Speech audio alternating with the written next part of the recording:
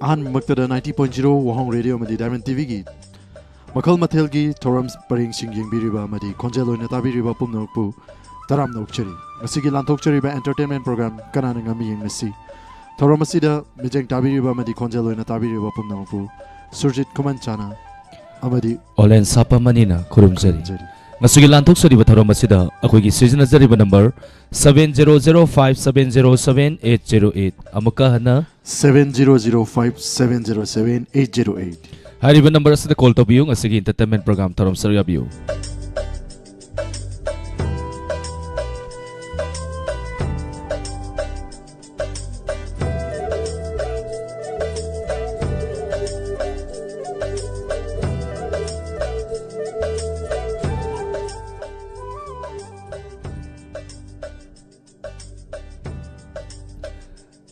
lantok sariba entertainment program asi lamdam asida leiriba ima ibel sing duga tongan tongan ba awana taraba sing wakal na anxiety leba stress leba ngahak tur sumomonok no ba lantok sariba entertainment program ni lantok sariba thorom asida kanagumbi amata ta karem kathai na jaba duga matau tamba na chade lantok sariba thorom asida miko amatur su miyam punama punghak to su pothana ba haidana leijariba staff sing na magi tongan tongan ba character sing hai batare laujadana lantok sarapa thoromda soikiba lankiba yaurgasu maya purama na ngapi gani hairoida ba wahi wata ngangakpa amadi caller sing da nangma season rakpa matamda warobidana ba haijari karigidamakta nangma season rakpano hairakanda thorom adubu mapung phana ba duga dialogue adubu mapung phana ba honajarpa matamda nangma hek season rakpa yawi maduda tabiriba sing amadi saru yabiriba singa warobidana ba amukana haijari loina nang asigi oina ahanba live chat pajaba duga maramar toina pajarake dialogue sing kari ngang dagi haidana koi sum leijabana maram oirakanda he comment paba chat paba nang jahudaba yawi maduda mayapuna mona warobidana ba haijage Facebook live televidi sing live share to view YouTube live televidi sing na like amadi nakanda reaction thokpi baduna nambiduna thorom saru yabiu ngasigi thorom Olen amadi Surjit anima onthok sarga amuka namaya punamapu oleni sapam amadi mukta sana anina o khurumjari ye ye ngasidi khangani hekta thaura dabani ngai ko thauba lairi thoi gum chairo kaino ha Facebook live ka sona kan YouTube kidana like namdaba mi like khangidana kit kit namaktaba mingay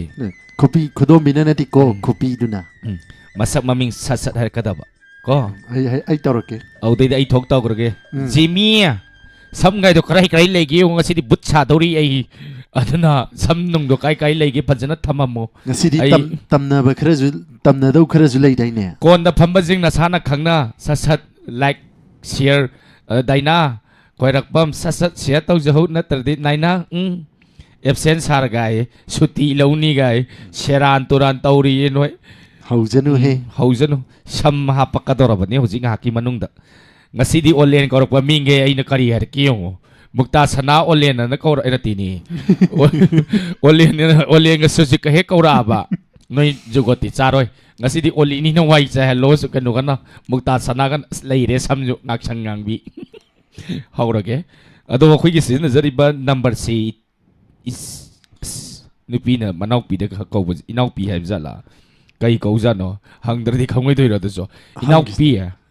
pi kau na bro pe soibam kai nom ni koi di ado color se pai khapa horchira horchira tamna sala se rasi ni pi je nu pi re para tamna san para yeng asi aduga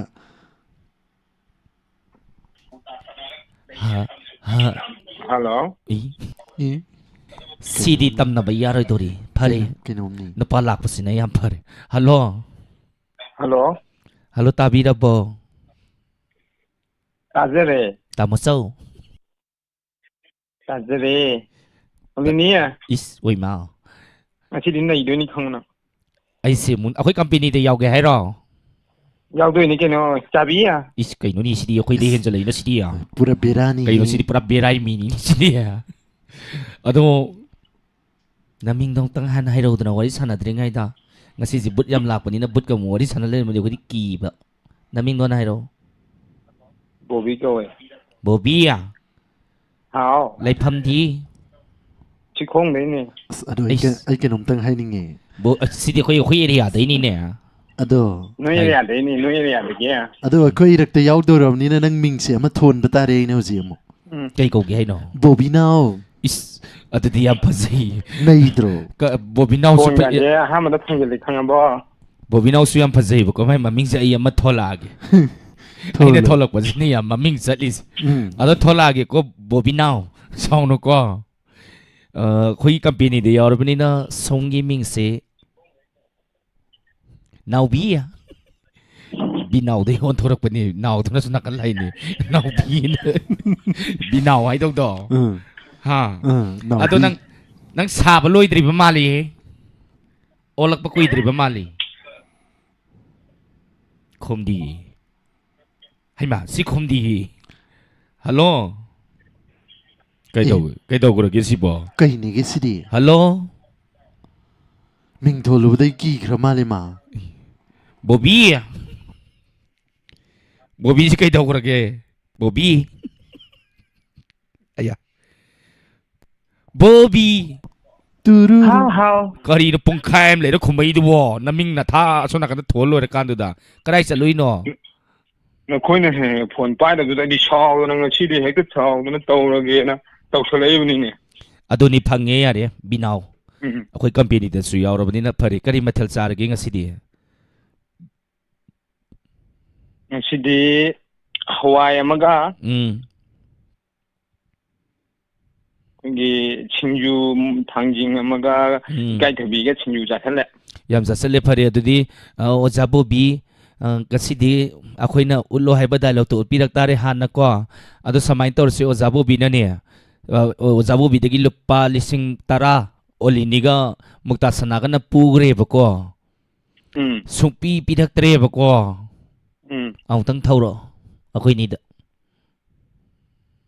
거기 그룹도 사오지하러, 빠기 그룹도 사오지하러, 까만 그룹도 사오지하러. อาคุยกัมพีนี่เด้เท่าหรอ 내 컴퍼니도 사오지해봐. ไปซาเท่าหรอ 사오지해도 이렇게 있노. ไปซาเท่าหรอก็ได้นี่ 해, 올리니야. อิสใหญ่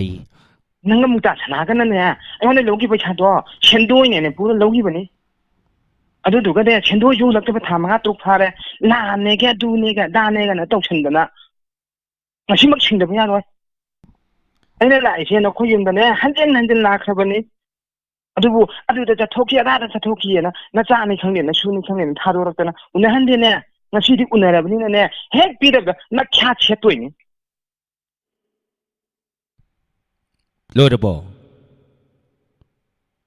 โบบีนังใหญ่ 너 이거 구멍때디 โบบีนังใหญ่ดูไปสักก็เท่าตัวนี้นะป้ามีสิอะตัวเขาจะกี้โบบีนะไปสักเท่าไว้ดูนังนากันโน้มตรอยามทุนปีรักก็ต้องหนีกันให้ไปมาตั้งดอ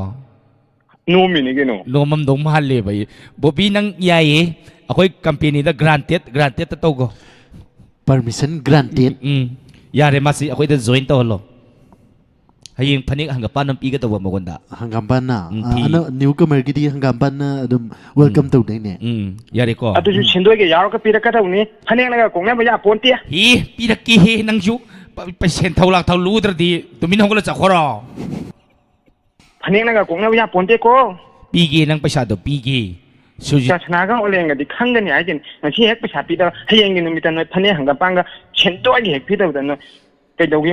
나 참도 구당 연락가 내 후루루 알게 되면 โอ้ต่างนั่นเลยดิสิเดนคุดังแต่ก็เยียดปีเราโน่คุดังแต่ก็มูเยียดครดิสิดิไอ้ดิก็เศร้าด้วยปะยังดูไม่เสร็จโอ้จ้าแต่โอ้จ้ากี้ก็หยุดปีกันนี่ฮัลโหล 알로 โอ้จ้ากี้ก็หยุดปีกันนี่ 좀 뭐해 원래 네가 뭐다 나가나 하락보다 같은 또 기부터나 좀 야자래다 좀 아주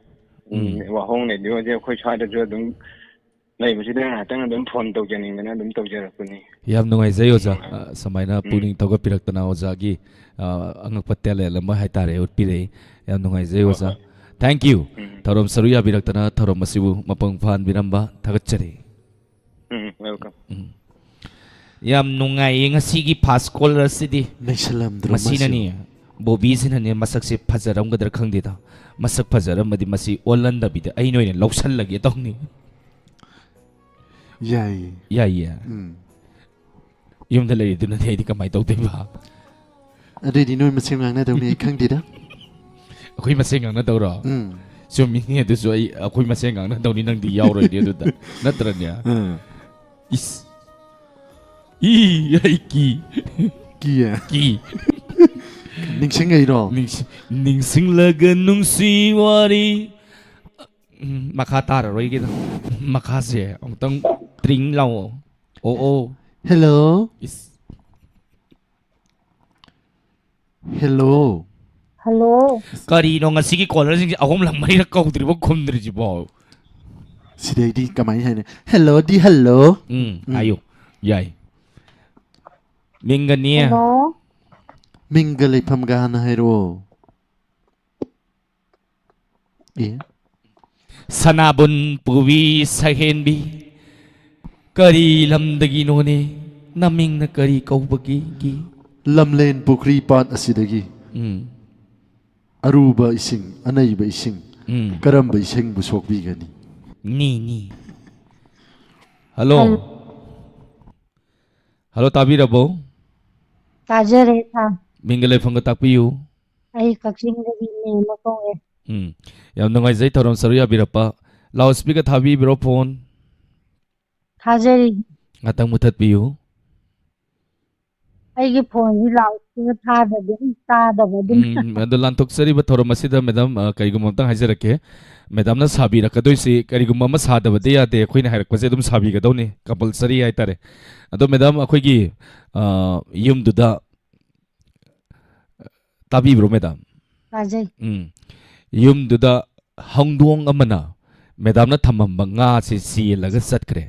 ꯃꯗꯨꯗ ꯃꯦꯗꯥꯝꯒꯤ dialogue ꯁꯥꯎꯔꯒ ꯍꯪꯗꯣꯡꯅ ꯉꯥ ꯄꯨꯔ ꯆꯠꯈꯤꯕꯁꯦ ꯍꯦ ꯍꯪꯗꯣꯡ ꯅꯪ ꯉꯥ ꯄꯨꯔ ꯆꯠꯂꯤꯗꯣ ꯀꯩꯒꯤꯅꯣ ꯍꯥꯏꯔꯣꯏꯕꯀꯣ ꯁꯥꯎꯗꯣꯏꯅꯦꯕ ꯈꯔ ꯑꯃꯨꯛꯇꯪ ꯎꯠꯄꯤꯔꯛꯑꯣ ꯃꯦꯗꯥꯝ ꯑꯃꯨꯛꯇꯪ ꯁꯥꯎꯕꯤꯌꯨ ꯍꯪꯗꯣꯡꯅ ꯉꯥ ꯄꯨꯈꯤꯕꯒꯤ Kajay ay hijaroy ꯑꯗꯨꯗꯤ ꯑꯩꯈꯣꯏ ꯃꯨꯛꯇꯥ ꯁꯅꯥ ꯁꯥꯍꯜꯂꯛꯀꯦꯀꯣ ꯃꯨꯛꯇꯥ ꯁꯅꯥꯗ ꯁꯥꯖꯜꯂꯣ ꯁꯤꯅꯤꯅꯦ ꯑꯩꯈꯣꯏꯅ ꯉꯝꯗꯣꯏꯅꯤ ꯀꯅꯥꯅ ꯉꯝꯃꯤ ꯌꯦꯡꯅꯁꯤ ꯍꯥꯏꯅꯦꯁꯦ ꯃꯣꯏꯅ ꯁꯥꯎ ꯍꯥꯏꯕꯗ ꯍꯟꯗꯛ ꯑꯩꯈꯣꯏ ꯁꯥꯁꯦꯕꯀꯣ ꯃꯊꯪ ꯃꯣꯏꯗꯩ ꯑꯃꯨꯛ ꯍꯪꯖꯦꯕ ꯑꯩꯈꯣꯏ ꯀꯩ ꯀꯩꯗꯧꯁꯦ ꯁꯥꯎꯒꯦ ꯍꯧꯖꯤꯛꯀꯤ ꯃꯥꯅ ꯑꯩꯈꯣꯏ ꯃꯦꯗꯥꯝꯁꯤꯅ ꯉꯝꯗ꯭ꯔꯕꯅꯤꯅ ꯑꯩꯅ ꯁꯥꯗꯣꯛꯇꯨꯅ ꯁꯥꯗꯣꯛ ꯅꯠꯇ꯭ꯔꯥ ꯑꯩꯅ ꯉꯥꯔꯧ ꯈꯔ ꯁꯤꯗ ꯊꯝꯕꯅꯤ ꯑꯁ ꯑꯩꯈꯣꯏ ꯅꯨꯄꯥꯗꯣ ꯍꯜꯂꯛꯑꯅꯤ ꯑꯁ ꯉꯥꯔꯧꯁꯦ ꯑꯝꯇ ꯍꯥꯞꯀꯦꯁꯦ ꯃꯩ ꯆꯥꯛꯂꯨꯇꯣ ꯉꯁꯥꯏ ꯍꯧꯖꯤꯛ ꯍꯥꯞꯄꯒꯗꯤ ꯀꯩꯅꯣ ꯇꯧꯔꯔꯣꯏꯅ ꯍꯧꯗꯣꯡꯅꯤꯅꯦ ꯀꯩꯅꯣ ꯆꯪꯉꯦ ꯃꯁꯤ ꯑꯝꯇ ꯍꯥꯠꯂꯨ ꯍꯦ ꯃꯁꯤ ꯍꯧꯗꯣꯡꯁꯤ ꯃꯁꯤ ꯂꯝꯁꯤꯁꯤꯗꯕꯨ ꯍꯧꯗꯣꯡꯅꯤ ꯃꯁꯤ ꯃꯤꯅꯒ ꯑꯩꯈꯣꯏ ꯌꯨꯝꯗꯒ ꯂꯣꯏꯔꯤꯁꯤ ꯌꯦꯡꯉꯨꯅꯦ ꯃꯁꯤꯗ ꯄꯤꯖꯔꯤꯅꯦꯕ ꯇꯞ ꯇꯥꯏ ꯄꯤꯖꯔꯤꯅꯤ ꯑꯗꯨꯒ ꯃꯥꯅ ꯇꯧꯔꯤꯁꯤ ꯌꯦꯡꯉꯣ ꯅꯪꯍꯧꯔꯣꯏꯗꯒꯨꯝ ꯄꯤꯊꯛꯇꯕꯒꯤ ꯍꯧꯗꯣꯡ ꯍꯥꯏꯔꯦꯗꯅ ꯁꯤꯕꯨꯗꯤ ꯈꯪꯒꯅꯤ ꯃꯁꯤ ꯍꯟꯗꯂꯛꯈꯤꯁꯅꯨ ꯆꯥꯛꯀ ꯁꯨꯡꯄꯤ ꯄꯤꯖꯔꯣꯏꯕ ꯃꯁꯤꯒꯤ ꯍꯧꯗꯣꯡꯁꯤ ꯃꯨꯛꯇꯥ ꯁꯅꯥ ꯍꯥꯎ ꯁꯥꯎꯕꯗꯣ ꯈꯔ ꯋꯥꯠꯂꯤ ꯁꯥꯎꯕ ꯈꯔ ꯋꯥꯠꯄ꯭ꯔꯣ ꯈꯔ ꯍꯦꯟꯅ ꯁꯥꯎꯖꯜꯂꯣ ꯈꯔ ꯍꯦꯟꯅꯗꯤ ꯅꯪꯅ ꯑꯃꯨꯛ ꯁꯥꯎꯖꯜꯂꯣ ꯌꯥꯗꯤꯌꯦ ꯑꯃꯨꯛꯀ ꯈꯇꯪ ꯍꯦꯜꯂꯛꯑꯣ ꯍꯥꯏꯕꯅꯤ ꯅꯪ ꯍꯧꯖꯤꯛꯀꯤꯗꯨꯗꯒꯤ ꯃꯁꯤ ꯍꯧꯗꯣꯡꯁꯦ ꯃꯤꯅ ꯁꯣꯏꯅ ꯍꯥꯠꯈ꯭ꯔꯕꯅꯤ ꯍꯥꯠꯈ꯭ꯔꯁꯨ ꯀꯞꯄꯣꯏꯗꯤ ꯑꯩ ꯃꯁꯤ ꯐꯣꯟ ꯂꯪꯉꯣ ꯀꯣꯂꯣꯡ ꯒꯗꯥꯡ ꯀꯣꯟ ꯑꯣꯏꯅ ꯂꯪꯁꯦ ꯍꯥꯏꯔꯣ ꯐꯣꯟ ꯑꯣꯏꯅ ꯂꯪꯉꯣ ꯑꯁ ꯌꯥꯝ ꯍꯩꯔꯝꯃꯦ ꯌꯥꯔꯦ ꯑꯗꯨꯏꯗꯤꯅꯦ ꯑꯗꯣ ꯃꯦꯗꯥꯝ ꯑꯩꯈꯣꯏ ꯀꯩ ꯁꯥꯖꯔꯧꯒꯦ Saning ba mo sa sabiro ꯌꯥꯝ ꯅꯨꯡꯉꯥꯏꯖꯔꯦ ꯃꯦꯗꯥꯝ ꯊꯧꯔꯝ ꯁꯔꯨꯛ ꯌꯥꯕꯤꯔꯛꯄ ꯊꯥꯒꯠꯆꯔꯤ ꯃꯊꯪꯁꯤꯗꯤ ꯄ꯭ꯔꯚꯥ ꯅꯣꯡꯊꯣꯝꯕꯝ ꯊꯥꯒꯠꯆꯔꯤ ꯊꯧꯔꯝ ꯁꯔꯨꯛ ꯌꯥꯕꯤꯔꯛꯄ ꯀꯣꯜꯁꯨ ꯊꯝꯈ꯭ꯔ ꯃꯥꯜꯂꯦ ꯁꯥꯅꯤꯡꯕ ꯑꯃ ꯁꯥꯖꯔꯛꯎ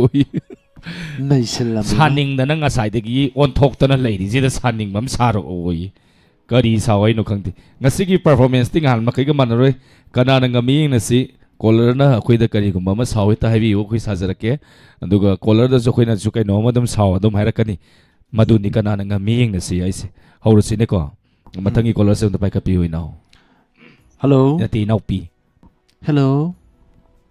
Hello, good evening, sir. Ani, good evening ꯁꯔꯒ I ꯀꯧꯔꯛꯀꯅꯨ Jano. Linthoi Ibung kay Haige, ꯀꯅꯥꯅꯣ ꯏꯕꯨꯡ ꯀꯅꯥꯅꯣ ꯀꯥꯏꯅ ꯏꯕꯨꯡ ꯍꯥꯏꯕꯣ Sarolenda. ꯀꯗꯥꯏꯗꯒꯤ ꯁꯥꯔꯛꯑꯣ ꯌꯧꯁꯨ ꯌꯧꯗꯕꯁꯦ ꯁꯤꯗꯤ ꯏꯆꯦ ꯑꯃ ꯀꯧꯗꯧ ꯅꯠꯇ꯭ꯔꯣ ꯅꯆꯦ ꯃꯉꯣꯜ ꯂꯤꯅꯤ ꯀꯧꯅꯤꯍꯦ ꯅꯪꯕꯣ इसे नो ओलिनी करी मथेन जाबिरगे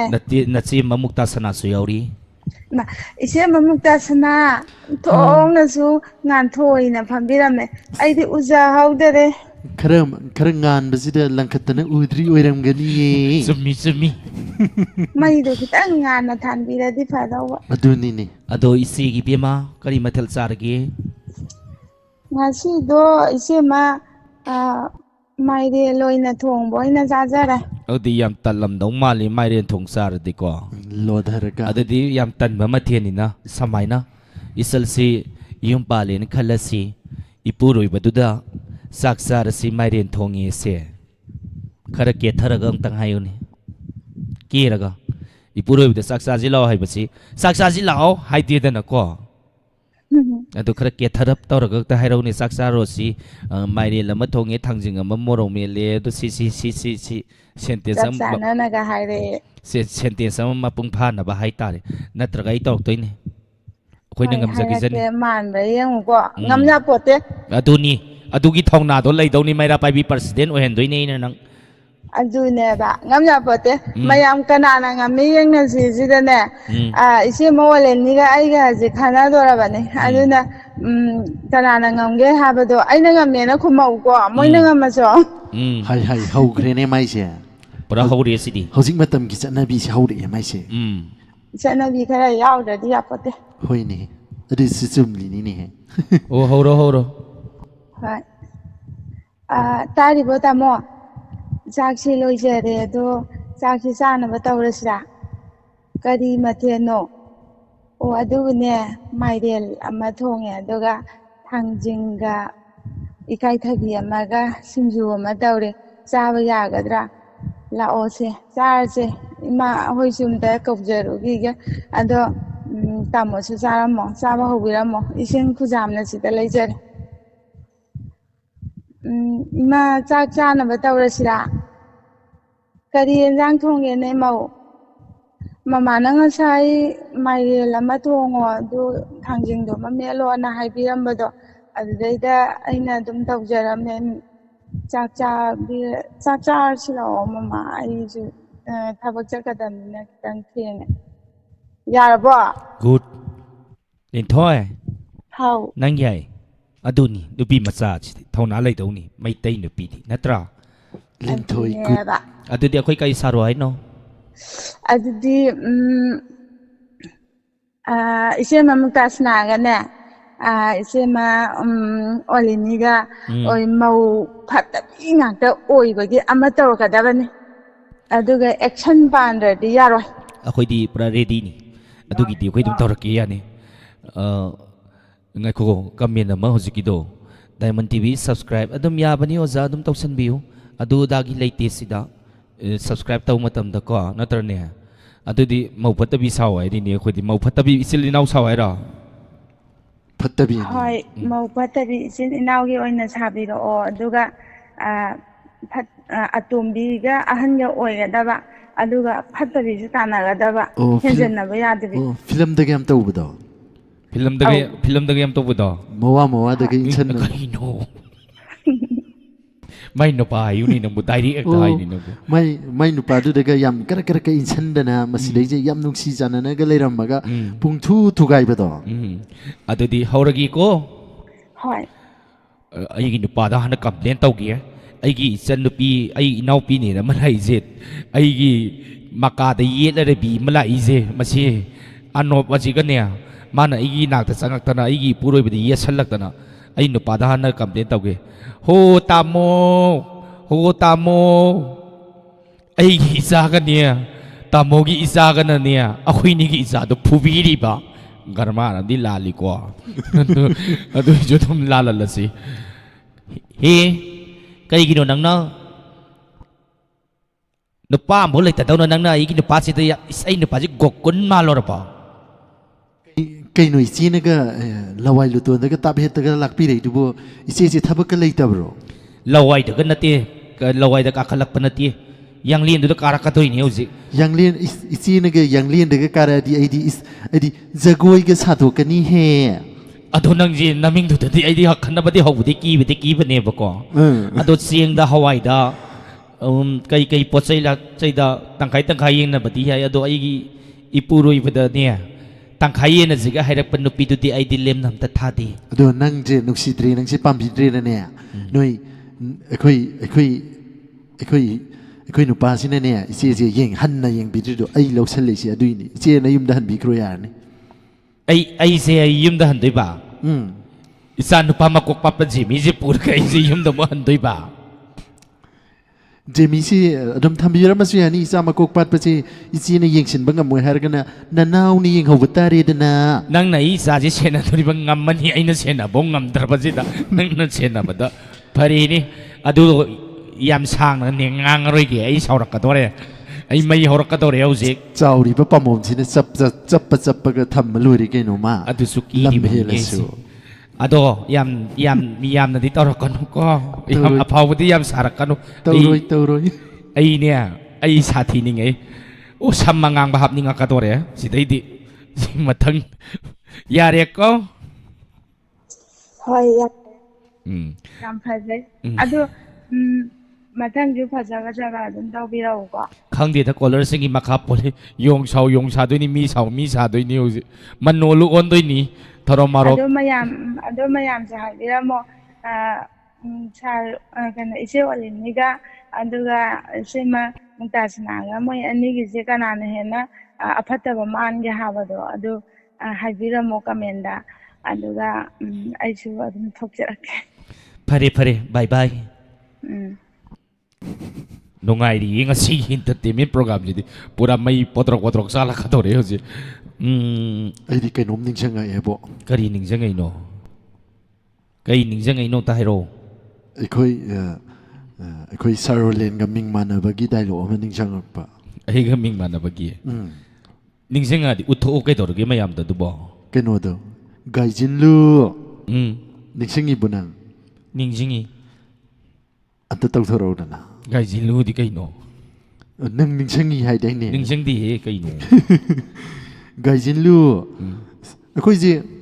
ꯅꯪꯅ ꯑꯩꯁꯦ ꯅꯨꯄꯥ ꯍꯧꯖꯤꯛꯀꯤ ꯍꯦꯔꯣꯒꯤꯁꯦ ꯍꯦꯔꯣꯏꯟꯁꯤꯒ ꯎꯅꯕ ꯍꯥꯏꯇꯥꯔꯦ ꯑꯁ꯭ꯋꯥꯏꯗ ꯆꯪꯉ ꯎꯅꯁꯤ ꯃꯤꯅ ꯎꯔ ꯅꯨꯡꯉꯥꯏꯇꯦ ꯍꯥꯏꯕ ꯅꯨꯄꯤꯁꯤꯅꯀꯣ ꯀꯩꯗꯧꯗꯣꯏꯅꯣ ꯑꯩꯈꯣꯏ ꯁꯤ ꯎꯅꯔꯒ ꯀꯅꯥꯅ ꯀꯩ ꯍꯥꯏꯔꯛꯇꯣꯏꯅꯣ ꯃꯤ ꯐꯠꯇꯕ ꯂꯥꯛꯑꯗꯤ ꯅꯪ ꯑꯩꯁꯦ ꯀꯔꯤ ꯑꯣꯏꯅ ꯎꯒꯦ ꯑꯣ ꯑꯩ ꯅꯤꯡꯁꯤꯡꯉꯛꯀꯗꯣꯏꯅꯤ ꯁ꯭ꯔꯦꯠ ꯒꯥꯏꯖꯤꯟꯂꯨ ꯅꯪ ꯆꯠꯂꯝꯃꯣ ꯑꯗꯨ ꯗꯥꯏꯂꯣꯛꯇꯨꯔꯣ ꯑꯣ ꯏꯁꯩ ꯁꯛꯄ ꯌꯥꯔꯕ꯭ꯔꯥ ꯑꯩ ꯍꯧꯕꯤꯖꯝ ꯆꯥꯎꯕ ꯏꯁꯩ ꯉꯥꯏꯈꯣ ꯉꯥꯛꯇꯪ ꯂꯩꯔ ꯁꯛꯁꯤꯀꯣ ꯄꯨꯡ 10ꯒ ꯃꯤꯅꯤꯠ 35ꯗꯒꯤ ꯏꯁꯩ ꯍꯧꯁꯤ ꯉꯥꯏꯈꯣ ꯗꯥꯏꯂꯣꯛ ꯀꯟꯅ ꯅꯨꯡꯉꯥꯏꯔꯤ ꯍꯜꯂꯣ ꯍꯜꯂꯣ ꯁꯤꯗꯤ ꯌꯥꯝ ꯇꯞꯄꯤꯅ ꯑꯣ ꯏꯆꯜ ꯑꯣꯏꯗꯣꯏꯔꯥ ꯏꯆꯦ ꯑꯣꯏꯗꯣꯏꯔꯥ ꯇꯞꯊꯕꯤ ꯑꯩꯅ ꯀꯧꯍꯟꯅꯤꯡꯕꯗꯣ ꯀꯧꯔꯤ ꯅꯪ ꯌꯥꯏ ꯌꯥꯕ꯭ꯔꯥ ꯀꯧ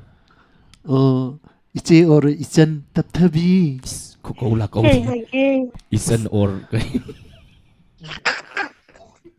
ꯏꯆꯟ ꯑꯣꯔ ꯀꯔꯤ ꯏꯆꯦ ꯏꯆꯟ ꯑꯣꯔ ꯏꯆꯦ ꯌꯥꯏ ꯑꯗꯨ ꯈꯪꯗ꯭ꯔꯤꯃꯤꯅ ꯑꯩꯈꯣꯏ ꯀꯧꯕ ꯌꯥꯏ ꯈꯪꯉꯀꯥꯟꯗꯕꯨꯗꯤ ꯑꯃ ꯑꯗꯨꯝ ꯁꯤꯖꯤꯟꯅꯗꯣꯏꯅꯤ ꯀꯩꯅꯣ ꯁꯣꯏ ꯑꯗꯨꯝ ꯉꯥꯡꯅ ꯂꯩꯁꯤꯕꯣ ꯅꯃꯤꯡ ꯍꯥꯏꯔꯣ ꯔꯥꯅꯤ ꯀꯔꯤ ꯎꯅꯥꯅꯤ ꯎꯅꯥꯅꯤ ꯍꯥꯏꯔꯣ ꯔꯥꯅꯤ ꯍꯥꯏꯕ ꯔꯥꯅꯤ ꯍꯥꯏꯔꯣ ꯑꯣ ꯀꯩ ꯂꯝꯗꯩꯅꯣ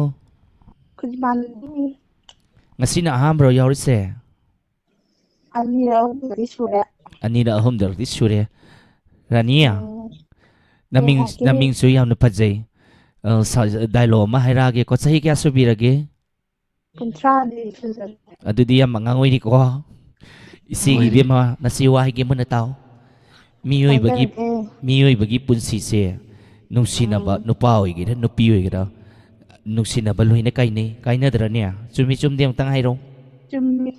ꯆꯨꯝꯃꯦ ꯑꯗꯨꯗ ꯅꯨꯡꯁꯤꯅꯕ ꯀꯥꯏꯅꯕꯗꯨꯗꯅꯦ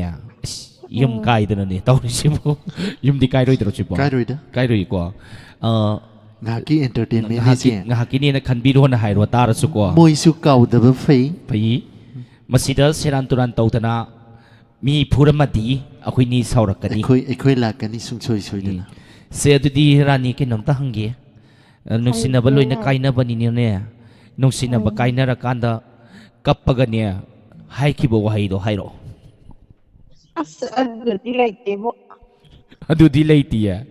ꯃꯨꯛꯇꯥ ꯑꯥꯎ ꯁꯅꯥ ꯑꯩꯈꯣꯏꯅꯤꯅ ꯉꯝꯃꯁꯤ ꯍꯥꯏꯔꯛꯑꯣ ꯍꯥꯏꯔꯁꯦ ꯍꯥꯏꯔꯣ ꯎꯝ ꯑꯩꯅꯗꯤ ꯊꯃꯣꯏ ꯁꯦꯡꯅ ꯃꯥꯕꯨ ꯅꯨꯡꯁꯤꯖꯔꯨꯔꯒ ꯃꯍꯥꯛꯅ ꯑꯩꯕꯨ ꯂꯃꯈꯥꯡꯗ ꯑꯁꯨꯛ ꯅꯨꯡꯁꯤ ꯍꯩꯇꯅ ꯍꯨꯟꯗꯣꯛꯄꯤꯔꯝꯕ ꯑꯩ ꯈꯪꯅꯤꯡꯉꯛꯀꯗꯣ ꯃꯈꯥ ꯇꯥꯎ ꯃꯨꯛꯇꯥ ꯇꯥꯖꯔꯛꯀꯦ ꯏꯆꯦꯃ ꯑꯩꯅꯗꯤ ꯃꯍꯥꯛꯀ ꯑꯩꯒꯁꯦ ꯌꯥꯝ ꯊꯃꯣꯏ ꯁꯦꯡꯅ ꯀꯣꯂꯦꯖ ꯂꯥꯏꯐꯇ ꯊꯦꯡꯅꯔꯛꯈꯤꯕꯅꯤ ꯃꯥꯅꯗꯤ ꯑꯗꯨ ꯑꯩꯕꯨ ꯑꯩꯉꯣꯟꯗ ꯇꯥꯏꯝ ꯄꯥꯁ ꯑꯣꯏꯔꯝꯕ ꯈꯪꯒꯅꯤ ꯃꯍꯥꯛꯇꯣ ꯑꯩꯉꯣꯟꯗ ꯍꯦꯟ ꯊꯤꯕ ꯑꯃ ꯐꯪꯉꯁꯅꯨꯃ ꯌꯥꯔꯦ ꯇꯣ ꯌꯨꯝ ꯀꯥꯏꯅꯔꯅꯤ ꯅꯪꯁꯨ ꯌꯨꯝ ꯌꯧꯕꯗ ꯉꯁꯤ ꯌꯨꯝ ꯀꯥꯏꯅꯗ꯭ꯔꯤꯉꯩꯗꯅꯦ ꯇꯣꯍꯣꯔꯣ ꯗꯥꯏꯂꯣꯛꯇꯣ ꯂꯦꯞꯄꯣ ꯃꯁꯤ ꯌꯨꯝ ꯀꯥꯏꯕ ꯗꯥꯏꯂꯣꯛ ꯀꯧꯏ ꯂꯦꯞꯍꯧꯔꯁꯦ ꯍꯥꯏꯅ ꯁꯤ ꯗꯥꯏꯂꯣꯛꯁꯤꯒꯤ ꯃꯃꯤꯡ ꯁꯣꯔꯠꯀꯠꯇ ꯍꯥꯏꯔꯒꯗꯤ ꯌꯨꯝ ꯀꯥꯏ ꯗꯥꯏꯂꯣꯛ ꯉꯥꯏꯈꯣꯏ ꯗꯥꯏꯃꯟ ꯇꯤꯚꯤ ꯋꯥꯍꯣꯡ ꯔꯦꯗꯤꯑꯣꯒꯤ ꯄ꯭ꯔꯣꯒꯥꯝ ꯌꯧꯔ ꯅꯨꯄꯤ ꯑꯃ ꯗꯣꯛꯇꯔ ꯌꯧꯔꯦ ꯍꯥꯏꯔꯅꯤ ꯉꯥꯛꯇꯪ ꯉꯥꯏꯈꯣ ꯀꯩꯅꯣ ꯃꯁꯤ ꯀꯣꯚꯤꯗ ꯑꯃꯨꯛ ꯄꯨꯔꯛꯇꯅ ꯑꯃꯨꯛ ꯂꯥꯛꯇꯅꯅꯦ ꯃꯥꯏꯀ꯭ꯔꯣꯐꯣꯟꯗꯩ ꯈꯔ ꯂꯥꯞꯊꯣꯛꯀꯦ ꯇꯞꯅ ꯇꯞꯅ ꯅꯣꯛꯎꯅꯦ ꯍꯥꯗꯅ ꯗꯥꯛꯇꯔ ꯌꯧꯅꯔꯅꯤ ꯃꯤ ꯌꯥꯔꯦ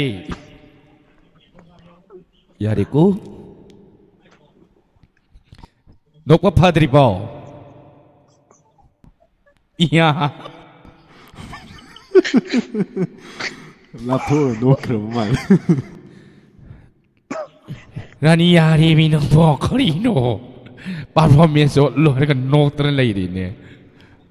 ꯑꯩꯗꯤ ꯅꯣꯛꯀꯜꯂꯦ ꯌꯥꯝꯅ ꯁꯥꯔ 노깔래 녹토가더니 이하하 ꯃꯈꯣꯟ ꯊꯣꯛꯄ ꯌꯥꯗꯦ 녹보다 막건 독봐야 돼봐 ꯅꯠꯇꯦꯗ ꯑꯗꯨꯕꯨꯗꯤ ꯌꯥꯕ 너희는 가이드 염사한테 이 말이 ꯅꯣꯛꯄ ꯌꯥꯗꯕ ꯑꯃꯨꯛ ꯁꯣꯔ ꯊꯤꯡ ꯂꯩꯔꯝꯅꯤ 아도 아코이 까리 사러 와이노 ꯏꯌꯥ ꯌꯥꯏ 이야야 내가 이들이 아코이디 이야지 내가 그냥 이들이지나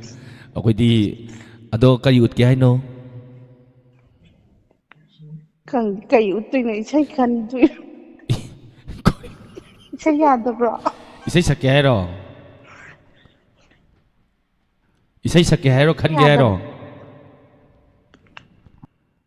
이사이 어떤 작게요? 하우로 서어 자, 따야이 못할 건데 작성이 뭐야? 마우키 하이젤리.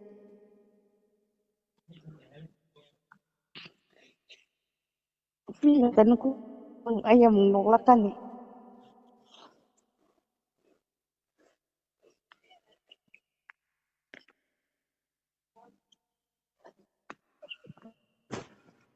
아이 감자리 너무를 작성하시디.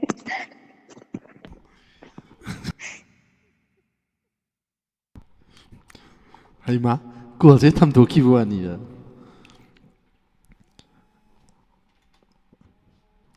ꯀꯣꯜꯁꯦ ꯅꯝꯗꯅ ꯃꯥꯅ ꯉꯝꯗꯅ ꯊꯝꯈꯤꯅꯦ ꯃꯁꯦ ꯈꯪꯒꯅꯤ ꯅꯪ ꯃꯊꯪ ꯍꯦꯛ ꯀꯣꯜ ꯐꯪꯕꯗꯅꯦ ꯍꯦ ꯔꯥꯅꯤ ꯅꯪ ꯇꯦꯛ ꯀꯤꯌꯔ ꯃꯊꯪ ꯍꯦꯛ ꯀꯣꯜ ꯐꯪꯕꯗꯗꯤ ꯅꯪ ꯑꯩꯈꯣꯏꯒꯤ ꯍꯥꯟꯅ ꯎꯠꯇ꯭ꯔꯤꯉꯩ ꯅꯪ ꯍꯥꯟꯅ ꯎꯠꯍꯟꯒꯅꯦꯕ ꯑꯗꯨꯗ ꯅꯪ ꯈꯪꯒꯗꯕꯅꯤ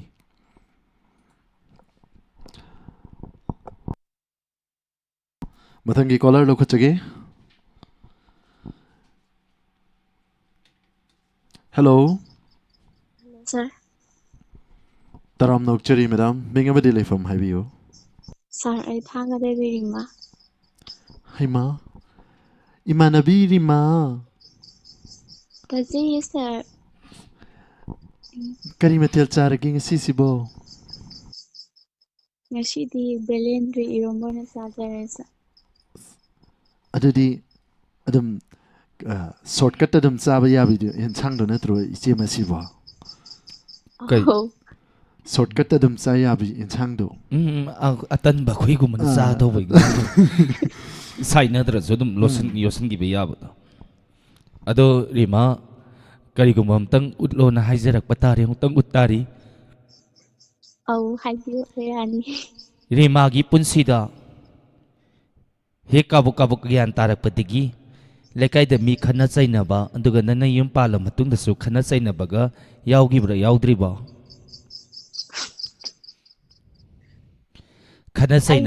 khana zainabada khamba khotba yawgraba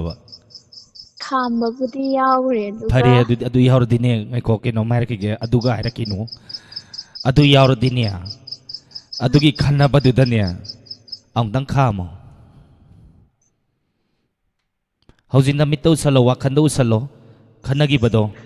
adu amdang khamo ni ꯇ ꯈꯟꯅꯔꯅ ꯇꯣꯛꯅꯔꯣꯕ ꯑꯁ ꯃꯤ ꯃꯃꯥꯡꯗ ꯏꯀꯥꯏꯗꯕ꯭ꯔꯥ ꯈꯪꯗꯦꯅꯦ ꯑꯗꯨꯃꯥꯏꯅ ꯈꯟꯅꯩꯗꯨꯕ loiraba muktasana ꯑꯁꯤꯗꯤ ꯈꯟꯅꯕ ꯇꯣꯛꯄꯩ ꯃꯍꯨꯠꯇ ꯍꯦꯟꯖꯜꯂꯛꯀꯅꯤ ꯃꯥꯏꯁꯤꯗꯤ muktasana no ta khamo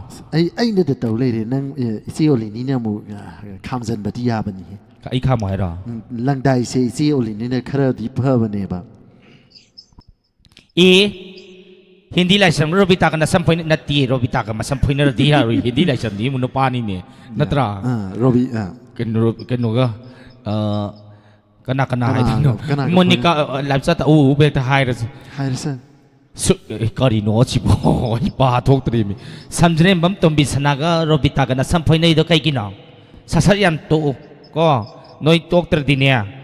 na si oli ni gi samjin lo thon namai kan ngani ngasi yari ko yar ba ꯑꯩꯈꯣꯏ ꯌꯥꯏꯌꯦ ꯌꯥꯕꯅꯦ. ꯂꯧꯊꯣꯛ ꯂꯧꯁꯤꯟ ꯌꯥꯕꯒꯤ ꯀꯥꯟꯅꯕ ꯑꯁꯤ ꯂꯧꯊꯣꯛ ꯂꯧꯁꯤꯟ ꯅꯠꯇ꯭ꯔꯥ? ꯌꯥꯏ ꯑꯩꯈꯣꯏꯗꯤ ꯑꯩꯈꯣꯏ ꯄꯥꯔꯃꯤꯅꯦꯟ ꯅꯠꯇꯦ ꯉꯥꯏꯍꯥꯛ ꯂꯩꯔꯗꯤ ꯁꯝ ꯌꯥꯎꯔꯛꯀꯗꯧꯔꯕꯅꯤ ꯄꯨꯡ ꯏꯁꯩ ꯑꯃ ꯍꯦꯛ ꯁꯛ ꯂꯣꯏꯔ ꯃꯇꯨꯡꯗ ꯁꯝ ꯑꯗꯨꯝ ꯌꯥꯎꯔꯛꯑꯅꯤ ꯑꯩꯈꯣꯏꯅꯤ ꯍꯧꯖꯤꯛ ꯀꯟ ꯊꯥꯔꯤ ꯃꯅꯤꯡꯂꯣꯝꯗ ꯁꯤꯗ ꯊꯥꯕ ꯍꯧꯔꯤ ꯃꯅꯤꯡꯗ ꯑꯗꯣ ꯔꯤꯃꯥ ꯀꯩ ꯎꯠꯂꯣ ꯍꯥꯏꯅꯣ ꯑꯩꯈꯣꯏ ꯔꯤꯃꯥ ꯁꯥꯔ ꯆꯤꯡꯗ ꯂꯩꯈꯤꯕ ꯆꯤꯡ ꯃꯤ ꯅꯤꯉꯣꯜꯁꯤꯅ ꯇꯝꯄꯥꯛꯇ ꯃꯌꯨꯝ ꯄꯥꯜꯂꯛꯄ ꯂꯥꯟꯁꯤꯅ ꯃꯔꯝ ꯑꯣꯏꯔꯒ ꯁꯨꯝ ꯂꯥꯞꯅ ꯂꯥꯞꯅ ꯂꯩꯅꯈꯤꯕꯒꯤ ꯁꯨꯝ ꯅꯨꯡꯉꯥꯏꯇꯕꯒꯤ ꯆꯤꯡꯃꯤꯅ ꯇꯝꯗ ꯃꯌꯨꯝ ꯄꯥꯜꯂꯛꯄ ꯍꯥꯏꯔꯣ ꯍꯣꯏ ꯁꯥꯔ ꯑꯗꯣ ꯂꯣꯟꯗꯤ ꯑꯗꯨꯝ ꯑꯩꯈꯣꯏꯒꯤ ꯂꯣꯟꯁꯤꯗ ꯑꯗꯨꯝ ꯁꯥꯔꯛꯀꯦꯀꯣ ꯁꯥꯔ ꯅꯨꯄꯤꯗꯨꯅ ꯃꯔꯣꯟꯗꯣ ꯈꯔ ꯈꯣꯏꯇꯛ ꯇꯧꯍꯟꯕꯤꯌꯨ ꯁꯥꯔ ꯈꯣꯏꯔꯛꯑꯒꯦ ꯑꯗꯣ ꯅꯨꯄꯥꯁꯤ ꯅꯨꯄꯥꯁꯤꯅ ꯃꯩꯇꯩ ꯑꯦꯅꯤ ꯀꯝꯃ꯭ꯌꯨꯅꯤꯇꯤ ꯇꯝꯄꯥꯛꯇ ꯂꯩꯕ ꯀꯣ ꯅꯪ ꯁꯥꯔꯣꯀꯣ ꯑꯗꯨꯗꯤ ꯑꯩ ꯅꯨꯄꯤꯗꯣ ꯑꯩ ꯁꯥꯔꯛꯑꯒꯦ ꯏꯄꯨꯡꯒꯤ ꯃꯥꯏꯊꯣꯡ ꯎꯗꯕꯗ ꯑꯩꯗꯤ ꯅꯨꯃꯤꯠ 20-30ꯅꯤ ꯁꯨꯔꯦ ꯆꯥꯛ ꯆꯥꯗꯕ ꯏꯄꯨꯡꯗꯩ ꯍꯦꯟꯅ ꯅꯨꯡꯁꯤꯕ ꯀꯅꯥꯝꯇ ꯂꯩꯇꯦ ꯄ꯭ꯔꯤꯊꯤꯕꯤꯒꯤ ꯃꯥꯂꯦꯝ ꯃꯄꯥꯛ ꯆꯥꯎꯔꯕ ꯃꯅꯤꯄꯨꯔꯁꯤꯗꯁꯨ ꯂꯩꯇꯦ ꯑꯗꯣ ꯍꯧꯖꯤꯛ ꯊꯣꯛꯂꯤꯕ ꯂꯥꯟ ꯑꯁꯤꯅ ꯏꯇꯩ ꯏꯅꯥꯎ ꯃꯥꯏꯅꯁ ꯇꯧꯕꯤꯔꯝꯗꯅ ꯉꯁꯤꯗꯤ ꯎꯅꯗ ꯀꯨꯏꯔꯦ ꯏꯕꯨꯡ ꯀꯔꯝꯕ ꯅꯨꯃꯤꯠꯇ ꯑꯃꯨꯛ ꯇꯥꯝꯈ꯭ꯔꯕꯤ ꯑꯩꯒꯤ ꯏꯆꯟ ꯑꯩꯒꯤ ꯊꯋꯥꯏꯒꯤ ꯊꯋꯥꯏ ꯑꯣꯏꯔꯝꯕꯤ ꯏꯆꯟ ꯑꯗꯨ ꯀꯔꯝꯕ ꯃꯇꯝꯗ ꯑꯃꯨꯛ ꯏꯅꯥꯛꯁꯤꯗ ꯏꯟꯇꯨ ꯑꯃꯨꯛ ꯇꯧꯕ ꯂꯥꯛꯀꯅꯤ ꯇꯥꯃꯣꯅꯗꯤ ꯅꯆꯟ ꯑꯩꯕꯨ ꯅꯨꯡꯁꯤꯗꯅ ꯑꯩꯒꯤ ꯅꯨꯡꯁꯤꯕꯤꯒꯥꯅ ꯍꯥꯏꯗꯅ ꯂꯩꯔꯤ ꯑꯩꯅꯗꯤ ꯁꯣ ꯅꯥꯀꯟ ꯑꯋꯥꯡꯕꯗ ꯌꯦꯡꯗꯔꯛꯄꯗ ꯇꯥꯃꯣ ꯎ ꯀꯔꯥꯏ ꯆꯠꯈ꯭ꯔꯒꯦꯅ ꯊꯤꯕꯗ ꯊꯤꯐꯝ ꯂꯥꯛꯐꯝ ꯈꯪꯗ꯭ꯔꯦ ꯇꯥꯃꯣ ꯌꯥꯔꯦꯀꯣ ꯍꯣꯏ ꯁꯥꯔ ꯑꯣꯀꯦ ꯊꯦꯡꯛ ꯌꯨ ꯑꯗꯣ ꯀꯔꯤ ꯎꯠꯄꯤꯒꯅꯤ ꯁꯥꯔ ꯍꯧꯖꯤꯛꯀꯤ ꯃꯈꯥꯗꯨꯗ ꯑꯗꯨꯝ ꯇꯧꯖꯔꯛꯀꯦ ꯁꯥꯔ ꯑꯩ ꯁꯝꯗꯕꯤꯔꯁꯤ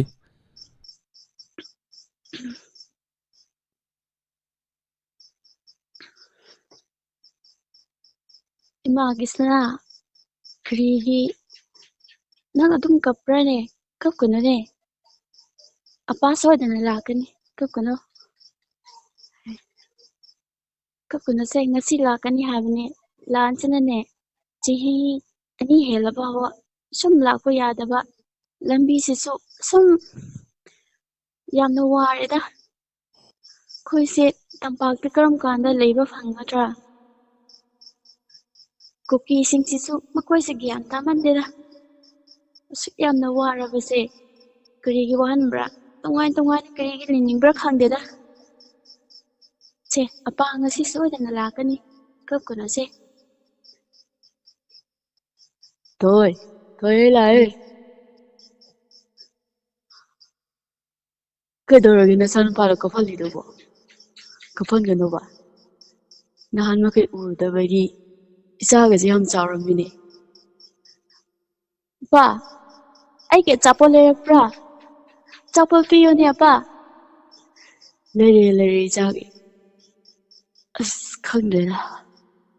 ꯍꯧꯖꯤꯛꯀꯥꯟꯒꯤ ꯇꯧꯅꯔꯤꯕ ꯐꯤꯕꯝ ꯑꯁꯤꯗ ꯂꯥꯟꯁꯤꯗ ꯄꯣꯊꯥꯐꯝꯒ ꯈꯪꯗ꯭ꯔꯦꯗ ꯀꯔꯝꯕ ꯃꯇꯝꯗꯕꯨ ꯃꯈꯣꯏꯁꯦ ꯒ꯭ꯌꯥꯟ ꯇꯥꯒꯗꯣꯏꯅꯣ ꯑꯩꯈꯣꯏꯅꯗꯤ ꯏꯆꯤꯜ ꯏꯅꯥꯎ ꯑꯃꯠꯇꯅꯤ ꯍꯥꯏꯅ ꯈꯟꯖꯗꯅ ꯅꯨꯡꯁꯤꯅ ꯍꯔꯥꯎ ꯂꯩꯃꯤꯟꯅꯁꯦ ꯈꯜꯂꯨꯕ ꯃꯣꯏꯅ ꯋꯥꯈꯜꯁꯤ ꯇꯣꯉꯥꯟꯅ ꯇꯥꯒꯦ ꯍꯥꯏꯕ ꯋꯥꯈꯜꯗ ꯈꯟꯕꯁꯤꯗ ꯑꯩꯈꯣꯏ ꯋꯥꯈꯜꯁꯤ ꯄꯨꯔꯨ ꯊꯥꯡꯕ ꯉꯝꯗ꯭ꯔꯦꯗ ꯑꯩꯈꯣꯏ ꯑꯣꯏꯕꯒꯤꯁꯨ ꯋꯥꯈꯜꯁꯤ ꯈꯟꯊꯔ ꯂꯩꯕꯒꯤ ꯃꯣꯏ ꯂꯩꯕ ꯉꯝꯃꯤꯕꯅꯤ ꯑꯗꯨ ꯅꯠꯇ꯭ꯔꯕꯗꯤ ꯃꯣꯏ ꯒ꯭ꯌꯥꯟ ꯇꯥꯃꯟꯗꯗꯅ ꯃꯣꯏꯁꯦ ꯃꯤ ꯃꯆꯥꯒꯤ ꯋꯥꯈꯜꯅꯤꯗ ꯃꯣꯏꯁꯦ ꯑꯁ ꯏꯕꯨꯡ ꯈꯜꯂꯨꯔꯅꯨꯗ ꯌꯥꯔꯦꯁꯦ ꯃꯥꯅ ꯇꯧꯕꯅ ꯃꯥꯅ ꯁꯨꯝ ꯐꯪꯕꯅꯦ ꯑꯩꯈꯣꯏꯅ ꯂꯥꯜꯂꯨꯗ꯭ꯔꯒ ꯂꯣꯏꯔꯦ ꯏꯁꯣꯔ ꯂꯩꯔꯤꯁꯤꯗꯤ ꯀꯔꯤꯁꯨ ꯈꯜꯂꯨꯅꯨꯗ ꯁꯥꯔ ꯁ꯭ꯋꯥꯏꯗ ꯂꯣꯏꯁꯤꯟꯖꯔꯒꯦ ꯊꯦꯡꯛ ꯌꯨ ꯃꯆꯤ ꯃꯔꯤꯃ ꯌꯥꯝ ꯐꯖꯅ ꯎꯠꯂꯛꯈ꯭ꯔꯦ ꯌꯥꯝ ꯍꯩꯌꯦ ꯀꯃꯥꯏ ꯀꯥꯏ ꯇꯝꯃꯨꯔꯤꯅꯣ ꯁꯥꯔ ꯇꯝꯗꯦ ꯁꯥꯔ ꯍꯧꯖꯤꯛ ꯉꯥꯛꯇꯪ ꯋꯥꯈꯜ ꯁꯥꯒꯠꯆꯕꯗꯨꯅꯤ ꯚꯦꯔꯤ ꯒꯨꯗ ꯊꯦꯡꯛ ꯌꯨ ꯁꯥꯔ ꯅꯪ ꯌꯥꯏ ꯒꯨꯗ ꯌꯥꯏ ꯊꯦꯡꯛ ꯌꯨ ꯊꯦꯡꯛ ꯌꯨ ꯁꯥꯔ ꯑꯗꯨꯏꯗꯤꯅꯦ ꯉꯁꯤꯁꯦ ꯁꯨꯃꯥꯏꯅ ꯁꯥꯕꯁꯤ ꯕꯦꯠ ꯀꯣꯃꯦꯟ ꯈꯔ ꯂꯥꯛꯀꯟꯒꯨꯝ ꯇꯧꯕꯅꯤ ꯑꯗꯣ ꯁꯨꯃꯥꯏꯅ ꯇꯧꯔꯁꯤ ꯅꯨꯄꯥ ꯑꯃꯨꯛ ꯑꯣꯟꯊꯣꯛꯁꯦ ꯍꯥꯏꯔꯣ ꯅꯨꯄꯥ ꯑꯃꯨꯛ ꯉꯥꯛꯇꯪ ꯑꯣꯟꯊꯣꯛꯀꯦ ꯂꯋꯥꯏ ꯇꯥꯡꯉꯤꯅ ꯂꯛꯅꯩꯗꯅ ꯌꯥꯝꯅ ꯅꯨꯄꯥ ꯑꯃꯨꯛꯇꯪ ꯑꯣꯟꯊꯣꯛ ꯏꯁꯩ ꯁꯛꯇꯣꯛꯁꯤ ꯀꯥꯟꯗꯦ ꯌꯥꯏꯀꯣ ꯌꯥꯏ ꯌꯥꯔꯦꯀꯣ ꯑꯗꯨꯗꯤ ꯏꯁꯩ ꯍꯧꯒꯦ ꯍꯧꯔꯁꯤ ꯏꯁꯤꯡ ꯊꯛꯀꯦ ꯏꯁꯤꯡ ꯊꯛꯒꯅꯦ ꯍꯧꯔꯁꯤꯀꯣ ꯌꯥꯏꯀꯣ ꯌꯥꯏ ꯑꯩꯁꯨ ꯈꯤꯇꯪ ꯌꯣꯠꯀꯦ ꯃ꯭ꯌꯨꯖꯤꯛ ꯁ꯭ꯇꯥꯔꯠ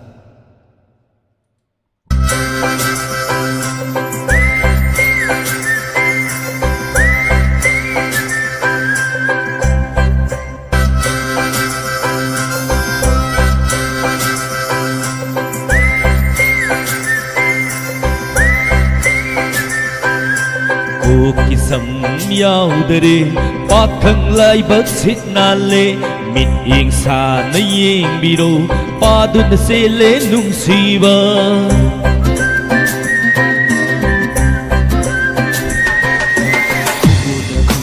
ꯌꯧꯔꯁꯨ ꯊꯃꯣꯏꯗꯤ ꯃꯆꯨ ꯁꯪꯖꯗ꯭ꯔꯤ ꯑꯈꯥꯛꯄ ꯂꯩꯇ ꯄꯤꯖꯒꯦ ꯆꯤꯡꯅꯕ ꯂꯩꯇ ꯂꯧꯕꯤꯔꯣ ꯍꯥꯏꯖꯅꯕꯤ ꯇꯧꯁꯤꯟꯅꯕꯤ ꯃꯇꯝꯒꯤ ꯆꯠꯅꯕꯤ ꯀꯤꯔꯤꯉꯩ ꯄꯥꯡꯗꯕ ꯁꯤꯠꯇꯕ ꯃꯤꯡꯊꯣꯟ ꯀꯥꯈꯤꯕꯅꯤ ꯑꯣꯏꯗꯕ ꯄꯥꯝꯗꯕ ꯀꯌꯥꯁꯨ ꯎꯔꯒ ꯌꯨꯝꯕꯥꯜ ꯄꯨꯟꯁꯤ ꯆꯪꯕꯗ ꯅꯤꯡꯍꯟꯅꯕꯅꯤ ꯀꯦꯗꯅ ꯐꯖꯕꯤ ꯊꯤꯔꯤꯉꯩ ꯆꯍꯤꯁꯨ ꯌꯥꯝꯈꯤꯕꯩ ꯋꯥꯅꯤ ꯌꯦꯛꯇꯅ ꯅꯤꯡꯊꯤꯕꯤ ꯌꯦꯡꯂꯤꯉꯩ ꯂꯋꯥꯏꯁꯦ ꯇꯥꯡꯈꯤꯕꯩ ꯋꯥꯅꯤ ꯀꯦꯗꯅ ꯐꯖꯕꯤ ꯊꯤꯔꯤꯉꯩ ꯆꯍꯤꯁꯨ ꯌꯥꯝꯈꯤꯕꯩ ꯋꯥꯅꯤ ꯌꯦꯛꯇꯅ ꯅꯤꯡꯊꯤꯕꯤ ꯌꯦꯡꯂꯤꯉꯩ ꯁꯝ ꯈꯖꯤꯛ ꯀꯦꯟꯈꯤꯕꯩ ꯋꯥꯅꯤ ꯈꯔꯒ ꯅꯠꯇꯦꯗ ꯂꯣꯏ ꯀꯦꯟꯈ꯭ꯔꯦꯗ ꯑꯐꯕ ꯅꯨꯄꯤ ꯊꯤꯔꯤꯉꯩꯗꯅꯦ ꯂꯣꯏꯅ ꯀꯦꯟꯈ꯭ꯔꯦ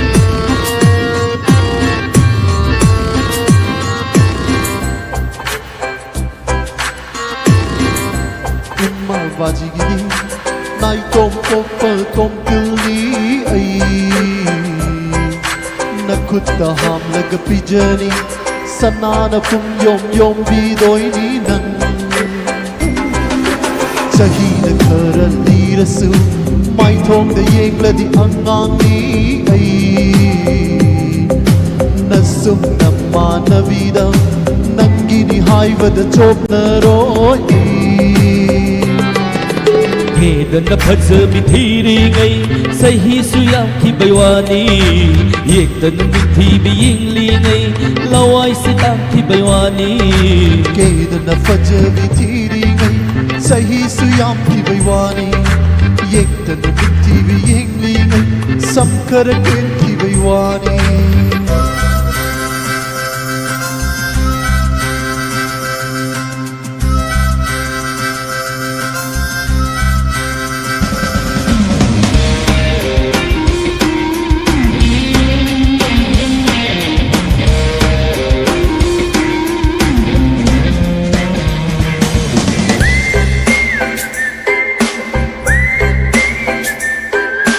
thonggan wangma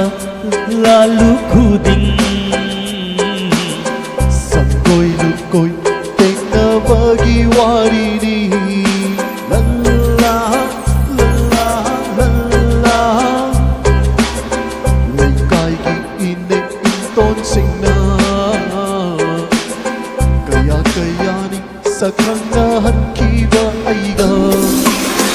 ꯂꯥꯛꯁꯟꯅꯕꯤ ꯇꯧꯁꯟꯅꯕꯤ ꯃꯇꯝꯒꯤ ꯆꯠꯅꯕꯤ ꯀꯤꯔꯤꯉꯩ ꯃꯥꯡꯗꯕ ꯁꯤꯠꯇꯕ ꯃꯤꯡꯇꯣꯟ ꯀꯥꯈꯤꯕꯅꯤ ꯑꯣꯏꯗꯕ ꯄꯥꯗꯕ ꯀꯌꯥ ꯑꯁꯦ ꯎꯔꯨꯔꯒ ꯌꯨꯝꯕꯥꯜ ꯄꯨꯟꯁꯤ ꯆꯪꯕꯗ ꯅꯤꯡꯍꯟꯅꯕꯅꯤ ꯌꯦꯡꯗꯅ ꯐꯖꯕꯤ ꯊꯤꯔꯤꯉꯩ ꯆꯍꯤꯁꯦ ꯌꯥꯝꯈꯤꯕꯩ ꯋꯥꯅꯤ ꯌꯦꯡꯗꯅ ꯅꯤꯡꯊꯤꯕꯤ ꯌꯦꯡꯂꯤꯉꯩ ꯂꯋꯥꯏꯁꯦ ꯇꯥꯡꯈꯤꯕꯩ ꯋꯥꯅꯤ ꯀꯦꯗꯅ ꯐꯖꯕꯤ ꯊꯤꯔꯤꯉꯩ ꯆꯍꯤꯁꯨ ꯌꯥꯝꯈꯤꯕꯩ ꯋꯥꯅꯤ ꯌꯦꯡꯗꯅ ꯅꯤꯡꯊꯤꯕꯤ ꯌꯦꯡꯂꯤꯉꯩ ꯂꯋꯥꯏꯁꯦ ꯇꯥꯡꯈꯤꯕꯩ ꯋꯥꯅꯤ ꯑꯩꯈꯣꯏ ꯒꯨꯝꯕꯤ ꯑꯩꯈꯣꯏꯅ ꯂꯋꯥꯏ ꯇꯥꯡꯕꯩ ꯏꯁꯩ ꯁꯛꯄ ꯍꯧꯅꯗꯦꯍꯦ ꯌꯨꯝ ꯄꯥꯟ ꯈꯪꯉꯔꯣꯏ ꯂꯋꯥꯏ ꯇꯥꯡꯉꯗꯤ ꯑꯗꯨꯅꯅꯦ ꯂꯦꯞꯊꯣꯛꯍꯧꯔꯁꯤ ꯁꯤ ꯏꯁꯩꯁꯦ ꯃꯊꯪꯒꯤ इंटरटेनमेंट प्रोग्राम में सगुम से ꯁꯒꯨꯝꯁꯤ यम इकाई के तौई युम पान ममलापम खंगरोय युम पानिंगा कानसिदा युम पालौदना सही सुम याम जंगिदना हयेंग इसा नुपी नत्रगदि इसा नुपा दुनने खरा सावरा बुबो मु कोक्सलकदना बेला कानरनि अदुनने खंद्रेदा युंगो इनतिनी इबीमा ꯇꯧꯗꯣꯏꯁꯦ ꯑꯩꯈꯣꯏ ꯁꯤ ꯂꯥꯛꯀꯅꯤ ꯍꯥꯏꯕ ꯊꯤꯡꯗꯨꯁꯨ ꯀꯣꯔꯣꯅꯥ ꯅꯥꯈ꯭ꯔꯕ ꯈꯪꯗꯦ ꯑꯃꯐꯥꯎ ꯂꯥꯛꯈꯤꯗ꯭ꯔꯦ ꯃꯤꯅꯒ ꯃꯤ ꯍꯦꯟꯒꯠꯂꯛꯄꯁꯤꯗ ꯅꯠꯇ꯭ꯔꯒ ꯀꯣꯔꯣꯅꯥ ꯃꯁꯤꯡ ꯂꯋꯥꯏ ꯁꯨꯝ ꯇꯥꯡꯉꯛꯄꯁꯤꯗ ꯄꯥꯝꯃꯛꯇ꯭ꯔꯖꯥꯠꯂꯣ ꯄꯥꯝꯃꯛꯇ꯭ꯔꯖꯥꯠꯂ ꯃꯣꯏꯗꯣ ꯑꯗꯨꯒꯨꯝꯕ ꯋꯥꯈꯜ ꯆꯦꯟꯖ ꯂꯥꯛꯏꯖꯥꯠꯂ ꯃꯣꯏꯗꯣ ꯍꯧꯖꯤꯛꯀꯥꯟ ꯅꯨꯄꯤ ꯃꯁꯛ ꯐꯖꯕꯤ ꯐꯦꯁꯕꯨꯛꯇ ꯇꯣꯛꯄꯤ ꯐꯦꯁꯕꯨꯛꯀꯤ ꯂꯥꯏ ꯁꯥꯕꯤꯁꯤꯡꯗꯨꯗ ꯉꯥꯎꯈ꯭ꯔꯖꯥꯠꯂꯣ ꯈꯪꯗꯦꯕꯣ ꯍꯧꯖꯤꯛꯀꯥꯟꯁꯤ ꯈꯪꯗ꯭ꯔꯦꯗ ꯍꯥꯏꯔꯔꯣꯏꯗ ꯍꯥꯏꯔꯔꯣꯏ ꯍꯥꯏꯔꯁꯨ ꯀꯥꯟꯅꯗ꯭ꯔꯦ ꯐꯥꯔꯁꯨ ꯀꯥꯟꯅꯗ꯭ꯔꯦ ꯋꯥꯔꯅꯤꯡ ꯄꯤꯔꯁꯨ ꯀꯥꯟꯅꯗ꯭ꯔꯦ ꯑꯝꯕꯧ ꯀꯥꯟꯅꯗ꯭ꯔꯦ ꯑꯗꯨꯅ ꯇꯣꯛꯑꯁꯤ ꯃꯣꯏꯗ ꯑꯗꯨꯗꯤ ꯍꯥꯏꯔꯒꯨꯝꯁꯤ ꯃꯊꯪ ꯀꯣꯂꯔꯁꯦ ꯁꯥꯎꯔꯦ ꯄꯥꯏꯌꯣ ꯍꯦꯜꯂꯣ हेलो सर ꯇꯔꯥꯝ ꯅꯣꯛꯆꯔꯤ ꯀꯩꯅꯣ ꯚꯣꯀꯦꯜ ꯆꯦꯟꯖ ꯇꯧꯔꯛꯏꯁꯤ ꯚꯣꯀꯦꯜ ꯀꯅꯥꯅꯣ ꯆꯦꯟꯖ ꯇꯧꯒꯅꯨ ꯍꯦꯜꯂꯣ हेलो सर ꯇꯔꯥꯝ ꯅꯣꯛꯆꯔꯤꯌꯦ ꯅꯪꯅ ꯌꯥꯝ ꯊꯥꯒꯠꯆꯔꯤ ꯀꯦꯊꯔꯤꯗꯨꯅ ꯁꯥꯔ ꯀꯩꯗꯧꯔꯕ ꯆꯥꯟꯁ ꯌꯦꯡꯁꯤꯔꯅ ꯇꯧꯅꯤꯗ ꯅꯪꯁꯨ ꯌꯨꯝ ꯄꯥꯅꯤꯡꯉꯕꯣ ꯅꯪꯅ ꯍꯧꯗꯣꯔꯛꯏ ꯅꯠꯇ꯭ꯔꯣ ꯅꯪ ꯑꯩ ꯏꯊꯟꯗ ꯊꯝꯃꯝꯒꯦ ꯍꯥꯏ ꯅꯠꯇ꯭ꯔꯣ ꯕꯔꯕꯞ ꯆꯦꯟꯒꯤꯗꯧ ꯃꯥꯜꯂꯦ ꯅꯨꯄꯥ ꯅꯪ ꯆꯦꯛꯁꯜꯂꯨ ꯃꯃꯤꯡ ꯍꯪꯉꯨꯅꯤ ꯅꯪꯕꯣ ꯃꯤꯡꯒ ꯂꯩꯐꯝꯒ ꯑꯝꯇ ꯍꯥꯏꯔꯛꯑꯣ सर हाजरके सर अगी मिंग चाउब हौबिजम थांग चिंखादगिनी सर ꯁꯥꯔꯒ अनीबु पुनबसे हाइनिंगाइ लेतना थगतचरी सर अनीबु अमुतंग अगी ngamjaba अगी हाइजबदो सर अनीगी मफमदा तिरेन उथोकचनिंग हाइतारे ꯎꯠꯊꯣꯛꯁꯤ ꯀꯩꯅꯣ ꯑꯗꯣ ngasidi ꯁꯥꯔ ꯀꯧꯔꯛꯄꯗꯣ ꯈꯤꯇꯪ ꯅꯨꯡꯉꯥꯏꯇꯤꯌꯦ मेदाम ओइना ꯃꯦꯗꯥꯝ कौजरगे ꯅꯠꯇꯦ ꯃꯤꯁ ꯅꯝꯕꯔ 1 ओ मिस मिस मिस यस अनि पुलिङाइसिदा चाउबना कꯩꯀꯩꯅꯣ खरा ngamjaba khudon tawjarake miss anibu ꯍꯧꯕꯤꯔꯁꯦ ꯁꯥꯔ सर कꯩꯅꯣꯅꯤ मिस ꯑꯩꯒꯤꯗꯤ ꯏꯁꯩ ꯑꯣꯏꯅ ꯇꯧꯖꯔꯛꯑꯒꯦꯀꯣ ꯍꯣꯏ ꯌꯥꯝ ꯅꯨꯡꯉꯥꯏꯖꯔꯦ मिस ꯑꯅꯤꯗ ꯗꯦꯗꯤꯀꯦꯠ ꯑꯣꯏꯅ ꯇꯧꯖꯔꯒꯦ मिस ꯌꯥꯏ ꯑꯗꯨꯝ ꯗꯦꯗꯤꯀꯦꯠ ꯇꯧꯁꯤ ꯌꯥꯝ ꯅꯨꯡꯉꯥꯏꯖꯔꯦ ꯍꯧꯖꯔꯒꯦ ꯊꯥꯒꯠꯆꯔꯤ ꯁꯥꯔ ꯍꯧꯕꯤꯔꯁꯤ ꯅꯨꯡꯉꯥꯏꯔꯤꯕꯔꯥ ꯍꯪꯂꯛꯏ ꯇꯝꯕꯤꯌꯨꯀꯣ ꯃꯇꯥꯔꯣꯏ ꯑꯣꯏꯕꯤ ꯅꯈꯣꯏ ꯃꯌꯥꯝꯅ ꯅꯨꯡꯁꯤꯅ ꯁꯣꯜꯂꯛꯏ ꯇꯝꯕꯤꯌꯨꯀꯣ ꯅꯥꯊꯩꯕꯤꯔꯝꯂꯕ ꯊꯃꯣꯏ ꯑꯃꯅ ꯉꯥꯏꯔꯤꯕꯔꯥ ꯍꯪꯂꯛꯏ ꯇꯝꯕꯤꯌꯨꯀꯣ ꯃꯇꯥꯔꯣꯏ ꯑꯣꯏꯕꯤ ꯅꯈꯣꯏ ꯃꯌꯥꯝꯅ ꯂꯥꯛꯍꯟꯅꯤꯡꯗꯕ ꯃꯥꯒꯤ ꯃꯇꯧꯗꯣ ꯎꯕꯗ ꯆꯠꯂꯨꯗꯔꯦ ꯅꯣꯡꯃꯇ ꯃꯥꯒꯤ ꯃꯅꯥꯛꯇ ꯍꯥꯏꯖꯅꯤꯡꯕ ꯊꯃꯣꯏꯒꯤ ꯋꯥꯍꯩ ꯀꯌꯥ ꯐꯣꯡꯗꯨꯅ ꯂꯩꯔꯦ ꯍꯥꯏꯉꯝꯗꯅ ꯇꯥꯅꯤꯡꯂꯔꯣꯏ ꯈꯟꯗꯨꯅ ꯃꯥꯒꯤ ꯊꯃꯣꯏꯅ ꯊꯃꯣꯏꯅ ꯉꯥꯏꯔꯤꯕꯔꯥ hanglabi tambiuko mataroy oibi nakoy mayamna tajanimba mapaw takidaba kuire yenjanimba saktam ukidaba kuire kau ngamdraba thamoy asinadi hairing asisu lagtakana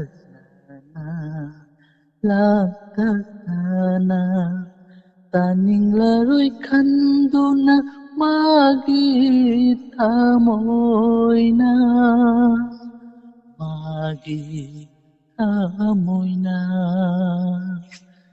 ngairibala ang lagi tambiuko mataroy oibi nakoy mayana nung sina so lagi tambiuko natay biram laba tamoy amana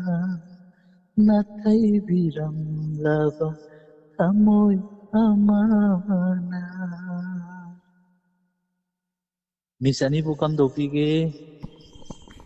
Thank you, sir. Yang fazana isay kudol tambira Hello, pa. Miss. Mute tamaga ngang le rame taramani. Yang Hello, fazana. Miss. Isay po kam dopige. Sir, hanana tagachari yang fazana isay kudol tambira pa. Hani later na tagachari. Thank you, sir.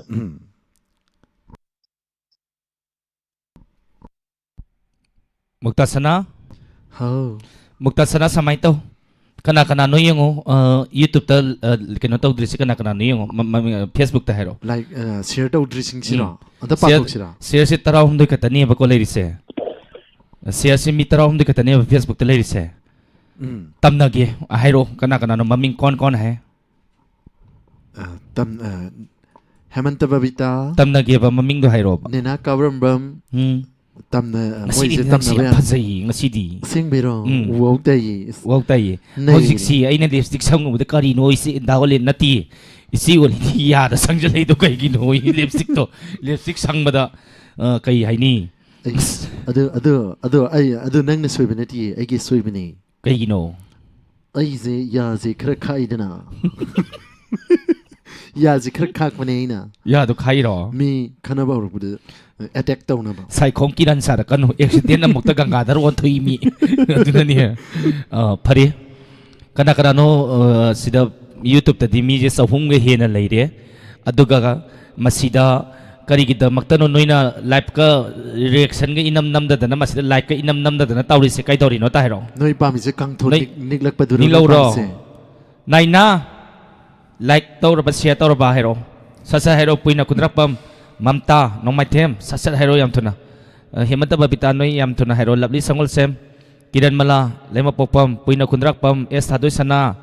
yam thuna ne sasa hero noi live share to itau dio ji ai loina yengani hojik noi nungai ni Ranjita babina sasat live natini chinjib siran turan hengangi he share to batang khaim de koi pura original on thor dini da boy se da boy like let's share to bango da boy nang bu share to rabo no sina hayo mi da boy nasan na khoi na tau jai se ado puning thot pi boy na share am da tau biram share ga tau biram dra dine horen mangdala ga koi tan hek tan jani hosik nia Muktasana na yam phajana yam lem na iraktra lemak taba matang lakani sasatong no ko sasatong no ai sini hojin nai na ji tawraba tawdriba yenge kari matau no si akhoi kari matau no khangdro khoi na tawri che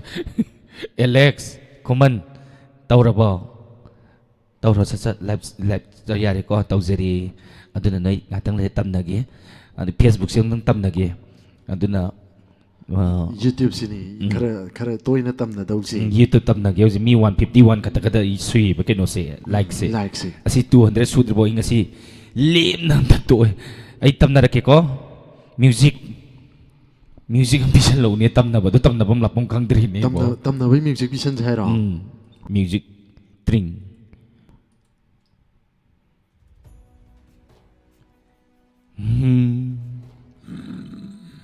ꯍꯥꯏꯔꯗꯤ ꯅꯊꯟꯗ ꯇꯨꯝꯕ ꯌꯥꯎꯅꯕ꯭ꯔꯣ ꯅꯊꯟꯗ ꯇꯨꯝꯃꯗꯤ life ꯁꯤꯌꯔ ꯁꯠ ꯇꯧꯅꯧ ꯅꯠꯇ꯭ꯔꯗꯤꯅꯦ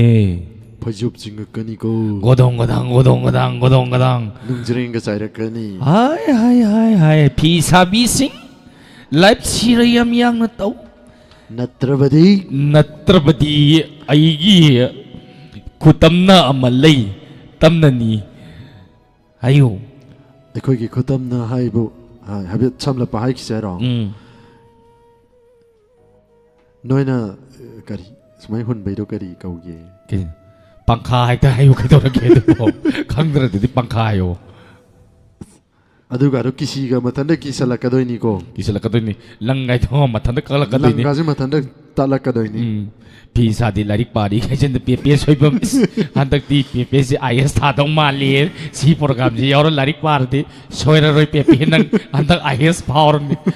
DC ꯋꯥꯠꯂꯝꯅꯤ ꯑꯩꯈꯣꯏ ꯊꯧꯕꯥꯜꯒꯤ ꯑꯗꯨꯗ ꯍꯦꯛ ꯐꯝꯃꯣ ꯅꯠꯇ꯭ꯔꯣ ꯂꯥꯏꯔꯤꯛ ꯀꯟ ꯄꯥꯔꯤ ꯀꯩꯅꯣꯁꯤ ꯄꯦꯄꯦꯁꯤ ꯋꯩꯃꯥ ꯄꯦꯄꯦ ꯁꯣꯏꯕꯝ ꯅꯪꯒꯤ ꯕ꯭ꯔꯦꯟꯁꯦ ꯊꯥꯒꯠꯅꯤꯡꯉꯥꯏꯅꯤ ꯀꯔꯤꯒꯤꯅꯣ ꯍꯥꯏꯔꯀꯥꯟꯗ ꯁꯤꯗ ꯈꯤꯒꯠꯇꯅ ꯈꯣꯠꯇꯅ ꯁꯝ ꯅꯨꯡ ꯍꯥꯞꯇꯅ ꯇꯧꯔꯤꯉꯩꯁꯤꯗ ꯇꯟꯖꯥꯁꯤꯗ ꯅꯠꯇ꯭ꯔꯗꯤ ꯅꯪ ꯂꯥꯏꯔꯤꯛ ꯄꯥꯐꯝ ꯂꯩꯔꯝꯃꯔꯣꯏꯌꯦ ꯅꯪ ꯃꯥꯒꯤ ꯍꯦꯅꯦ ꯕ꯭ꯂꯣꯖꯣꯝ ꯑꯁꯤ ꯀꯩꯅꯣ ꯁꯥꯔꯁꯔꯁꯤꯁꯦ ꯑꯃꯥꯟꯕ ꯑꯃ ꯂꯩꯔꯤ ꯉꯁꯤꯗꯤ ꯅꯪ ꯌꯥꯝ ꯐꯖꯩꯑꯕ ꯉꯁꯥꯏꯗꯣ ꯄꯥꯡꯒꯜ ꯗꯦꯝ ꯍꯥꯏꯕꯅꯤ ꯄꯥꯡꯒꯜ ꯗꯦꯝ ꯈꯣꯇꯣꯛ ꯈꯇꯥꯛꯇꯣ ꯁꯣꯏꯗ꯭ꯔꯦ ꯉꯁꯤ ꯀꯦꯜꯂꯛꯄ ꯑꯗꯨ ꯃꯊꯪ ꯀꯣꯂꯔꯁꯦ ꯑꯃꯨꯛꯇꯪ ꯄꯥꯏꯁꯤ ꯍꯜꯂꯣ ꯍꯜꯂꯣ ꯅꯤꯡꯒ ꯂꯩꯐꯝ ꯑꯃꯨꯛꯇꯪ ꯍꯥꯏꯕꯤꯌꯨꯕ ꯉꯥꯏꯃꯪꯗꯒꯤ ꯍꯥ ꯍꯧꯖꯤꯛ ꯇꯧꯋꯦ ꯂꯥꯎꯠ ꯁ꯭ꯄꯤꯀꯔ ꯊꯥꯕ꯭ꯔꯣ ꯊꯥꯗꯤꯌꯦ ꯑꯣ ꯃꯤꯡ ꯑꯗꯣ ꯂꯩꯐꯝ ꯑꯗꯣ ꯑꯃꯨꯛꯇꯪꯒ ꯍꯟꯕꯤꯔꯧꯅꯦ ꯏꯁꯩ ꯑꯝꯇ ꯁꯛꯆꯔ ꯑꯣ ꯍꯧꯔꯣ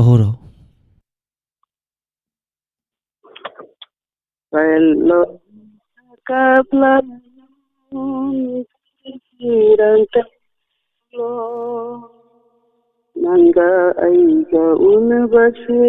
ꯉꯁꯤꯅ ꯑꯔꯣꯏꯕ ꯅꯨꯃꯤꯠ ꯂꯣꯏ ꯇꯀꯕꯂꯅꯨ ꯅꯨꯡꯁꯤ ꯇꯤꯔꯪ ꯇꯩꯊꯣꯛꯂꯣ ꯅꯪꯒ ꯑꯩꯒ ꯎꯅꯕꯁꯦ ꯉꯁꯤꯅ ꯑꯔꯣꯏꯕ ꯅꯨꯃꯤꯠ ꯃꯟꯅꯠꯇꯦ ꯇꯥꯏꯕꯪ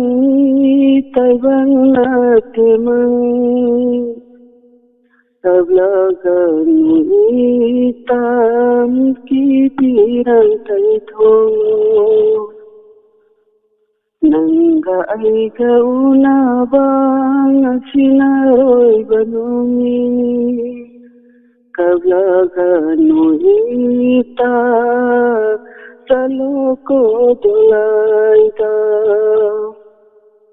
ꯑꯋꯥꯡꯕ ꯆꯦꯛꯄ ꯅꯥꯔꯨꯝꯗ ꯂꯩꯒꯤ ꯇꯣꯂꯥꯏ ꯇꯣꯡꯂꯒ ꯑꯄꯥꯝ ꯅꯨꯡꯁꯤ ꯃꯥꯏꯀꯩꯗ ꯅꯣꯡꯅ ꯆꯠꯂꯨꯀꯣ ꯆꯦꯛꯄ ꯅꯥꯔꯨꯝ ꯑꯗꯨꯗ ꯑꯩ ꯂꯩꯔꯝꯒꯦ ꯅꯨꯡꯁꯤꯕꯤꯔꯪ ꯆꯤꯟꯊꯔꯝꯃꯨ ꯃꯔꯤ ꯑꯃꯇꯪ ꯈꯨꯕꯥꯛ ꯆꯪꯖꯧ ꯇꯔꯥꯅ ꯅꯨꯡꯁꯤꯕꯤꯔꯪ ꯗꯥꯖꯔꯝꯒꯦ ꯂꯩꯒꯤ ꯇꯣꯂꯥꯏ ꯃꯊꯛꯇ ꯃꯨꯅꯥ ꯂꯝꯃꯨ ꯂꯣꯏꯖꯔꯒꯦ ꯊꯥꯒꯠꯆꯔꯤ ꯏꯃꯥ ꯏꯁꯩ ꯌꯥꯝ ꯐꯖꯕ ꯑꯃ ꯃꯌꯥꯝꯗ ꯈꯨꯗꯣꯜ ꯇꯝꯕꯤꯔꯝꯕ ꯍꯟꯅ ꯍꯟꯅ ꯊꯥꯒꯠꯆꯔꯤ ꯑꯣ ꯏꯃꯥꯎ ꯇꯥꯕꯤꯔꯤꯕꯣ ꯇꯥꯏꯌꯦ ꯇꯥꯏꯌꯦ ꯉꯁꯤꯁꯦ ꯀꯔꯤ ꯃꯊꯦꯜ ꯆꯥꯈꯤꯒꯦ ꯏꯃꯥ ꯍꯥꯀꯔꯤ ꯃꯊꯦꯜ ꯆꯥꯈꯤꯒꯦ ꯆꯥꯡꯂꯣ ꯄꯥꯟ ꯊꯣꯡꯉꯦ ꯊꯦꯡꯛ ꯌꯨ ꯇꯧꯔꯝ ꯁꯔꯨ ꯌꯥꯕꯤꯔꯛꯄ Imagi hojik kukumdo yam fazei. Nei Kari do. hinjang sabiragi. Ha? Kai. Yam nei da khumi. Ado ngasidi live sa se yam pa ba yam na keno tawre ba ko. Keno Hemosan hijam thagcheri lovely songal sem like 21. Ai na idra. Ki dadi ken. Malim sida khoi ki da ban nupi nupa mata lei ban natti. Akhoi na tam na ni hara di dum tam na ra daw ni. Sing asing bai ni ko noi ni live share sa taw no. Ki da tau janu ko. Ki da taw janu noi gi mathak tu da ni khoi na ne sikari ba saijin hai ba natro. Nang adugi phibam du da matham makha on thang da wa na khong du na Khong na ga ya la ga. jinga da net ka taw ba. Na kok tu na sunak da hai da re da na. Thara ka taw. Aduga sigi sai salak ka taw ba. Ye kali kali aki Tururu tururu. si sai sak ka taw ba ko. Adu na tra ka na isay magali. Kana kana laigi Ai khoi la i ye. la i hai ho. La i hai hai rong. Za za tau si gai ras na. Kari no za tau ga sam hawal sam lok thok ka tikat da chien ro ai ro za tau ai do. Lam jin ta na siro. Moi Moi moi. Dadi ne matang color siya mo pai da si. Pai ro. Hello. Hello. Nako. Nako. Miss Ani sing asidi yam fazagre. Nako. Sige no pa sai koi rage. Nang adu herani si khangam ni. Oh yeah, yes. Miss. Ai su koi do ni. Ai su koi do ni ko. Ako ni mun na tari sino pa si ngatang ai ko pai ko no pa. Ngatang pai ko. Nang ay nang mun dai yar do ri. Miss. Yani. Mangon daga ya ki biya roi ko ai lei se nang hau janu ko. Ye kay no. Ay na sige no pa si da igi thamoy da nung siru daga nang namulawi gan hajile do kay gino. Nang Miss ID mi nupi ani lo di nga mo ye. Nupi ani lo na ibana ti ngay kung nang yutamin talay ko ama kaklo daw ni. Ako ni mun na di sudro. Ako ni lay do di kay do kana zaru ni kay tamo saw nang wanal pulap lay da so yaba do ba. Nang na ai ngonda call si okatlu hare du ka. Ai ga koi na ro hai na tro do. Makondo phajaba ai koi ni nga. Adu nang koi ni ngai na tro. Adu di nang ki home ga pang oi re nang adu di. Ai gi mitsira. Ngasi ka khang bro. Ai di ni person da musin bi re thadar bi ramme. Dolai da mu che la kane re lak bidre lai chin da lo la kane so lak bidre. Adu ko ni. Karino. Ayo si kana da lay dori ge. Adu na sino pa ji makon yam phajai lay dori. Adu ai na di nang si adu haksin na uru dam ning nang di am sathi le rami re na. Adu ngai ko ne se akuni gi wari to ga ne. Ada kanari do. Ada ne. Ai kai nom hai je. Ada Miss Oleni je. Kok te ga pi ga ki du bu itai ga thok ko yaw ba. Nati yum pan khang na ba modern nice story. Oh. Yo ga. Hang ga na sum hang mani da. Yai. Ado nang na ta la ga yeng. Segi lok thok khalo re lawai tang adum lei loi de kai no. Yai dana. Adu gu mam su lai bra. Adu gu mam le. Ado samai tor si naminga ne. Leifam du gong tang hairo ni. Oh. Ai thiam kon jin da gi thiam ning them ba. Oh, ning them ba. Sidi ko ipamu ning them ho we le da mi. Ai ka mai tong ni haksang ji ning them ba gi makon taru ba de gi tring law re ta moi je. Ting la swai law du yaw da ba. Ado si swai ju law yi ado muktasana. Ako ni na sige no pa ji da sum ke sala di moi loi na bi du na masi yung kai da ni. Ado makari utoy nong tang jalo. Ado sarkari utpi du no. Miss ID sai wei saksa ke. Sai ho re. Miss Anida sai tha ba. Koi ni da mu sai tharak doi ba. Sai tha bi ro koi ta jere gi. Ado de hausara ke ko. Kari minok no Kari miting no Kari minok no Kari miting no Kusumu binangani ay gitamoy huriba Kusumu binangani ay gitamoy huriba Namay do son ba malaga Namito karigi kuptriba Sakini nanggiyasada Isay sama-sama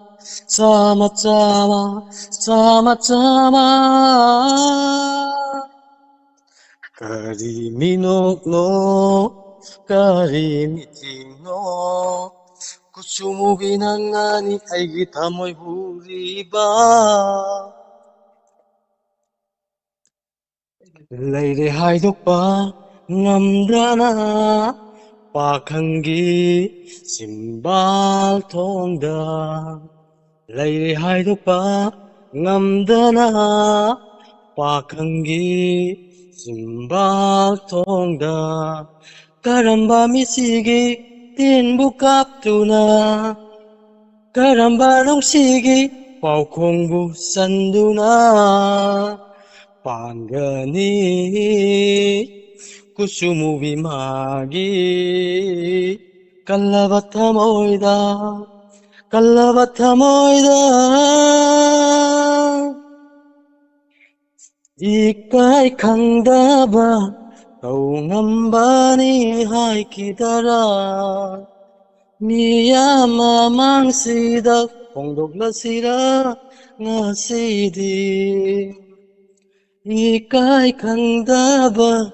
더웅한바니 하이키다라 미야마 망시다 봉독라시라 나시디 Kusumubi sakhin bilaysa Kusumubi sakhin bilaysa I love you I love you I love you I love you Sai na sumisal lagi Thamoy pumapum sum tokpiri Nang nasana gyan tari ko tari hairese ingondani nangondana tiko chumi kuzumi movie de attack tawra mi siuraba kuzumi bida muri siudro nang tawno hen pa ai na niya logi toram bati nang kuzumi bi yam pa mama ne pare adidi niya nong na kai na si ko dia oh isai mek ni miss pare bye bye thank you thongna haudraba idinia isai sakke thongna haudraba igi punsi sidinia isai dum saktoke duwa saladi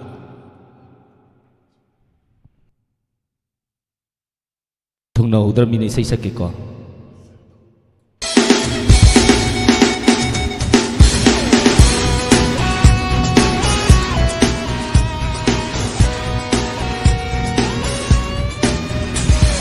thongna haudraba nungsiba kakti solaga tokso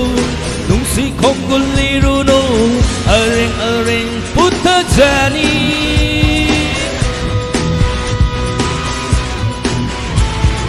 Nigi oikraba saktam di thamoida laptuna thamleru manglana moman nokliga taibungde di thamoi kaivani ungdon haira kapoy haira ihom haira sabdu buhawai wani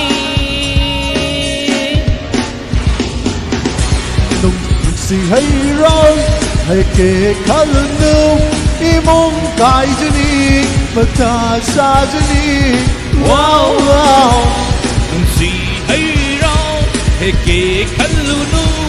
imong kaijani mata sajani aduna niya nupa lay ba nupa nati nupi lay ba nupa da yung pati kanya nupa aduga niya nupa no ito niya magurin ba lay ba nupa niya nugsisan nga nung imong yang kay ba ni isay je tao Kamja chada mele lang isogol mang de punjao bhuvi dajani mapupan lay kondu dilam hen ba koi mu sajarunu sakal tek dura tok jani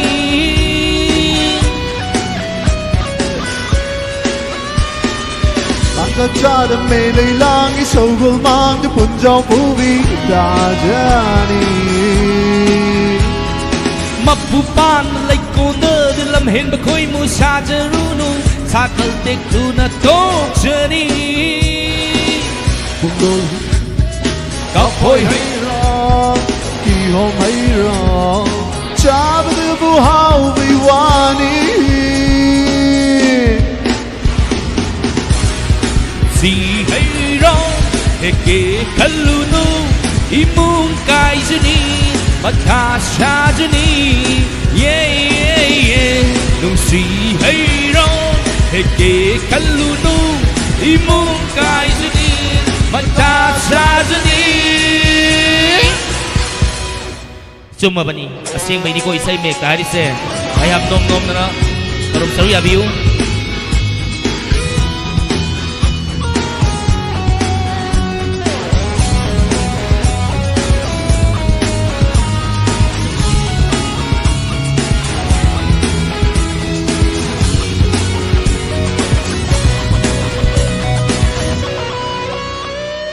Mai ai kar saban tu lam na ying na chak châu đi khâu lang na pu ning na do fa na pu na wa ru châu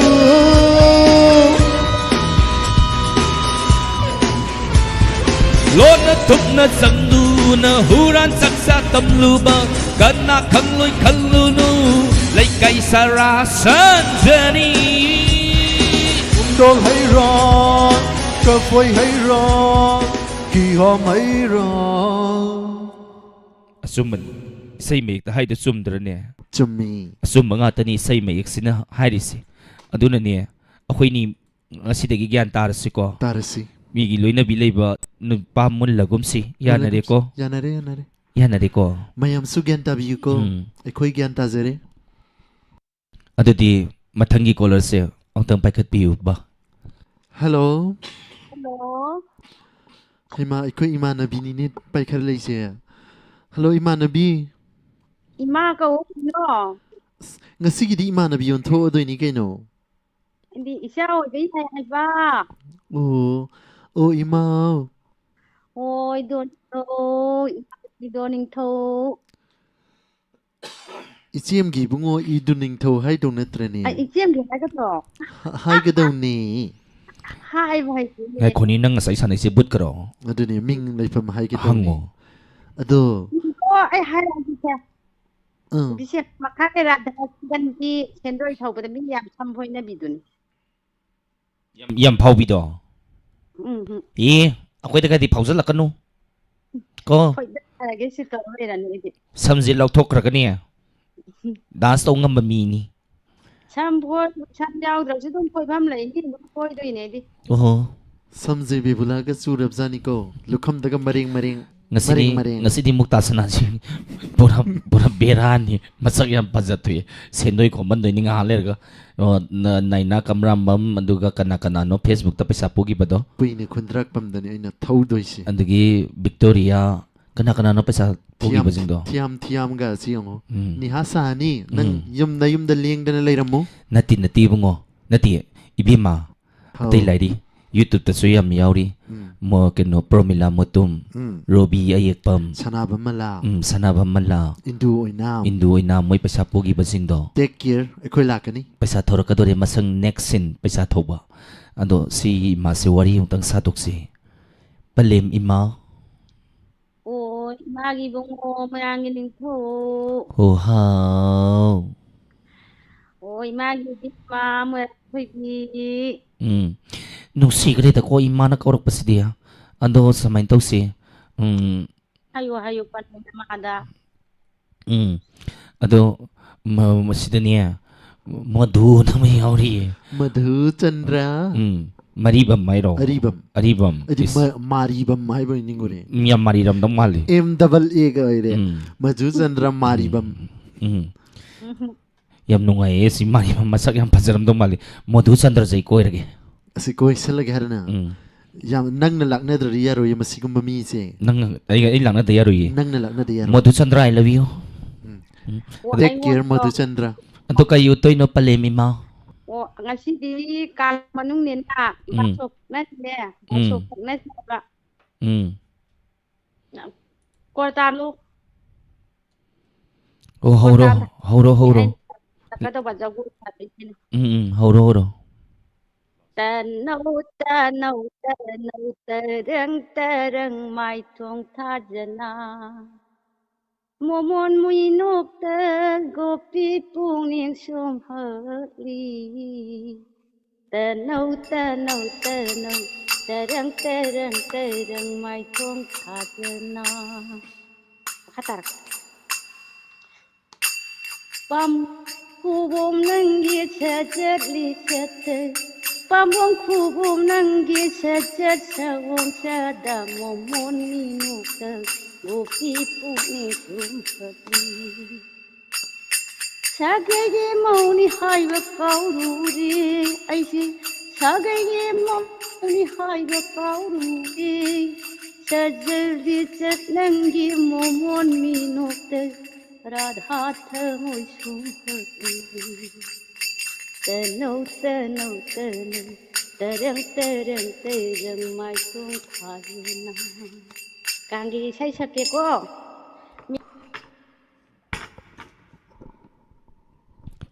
ตัดคดี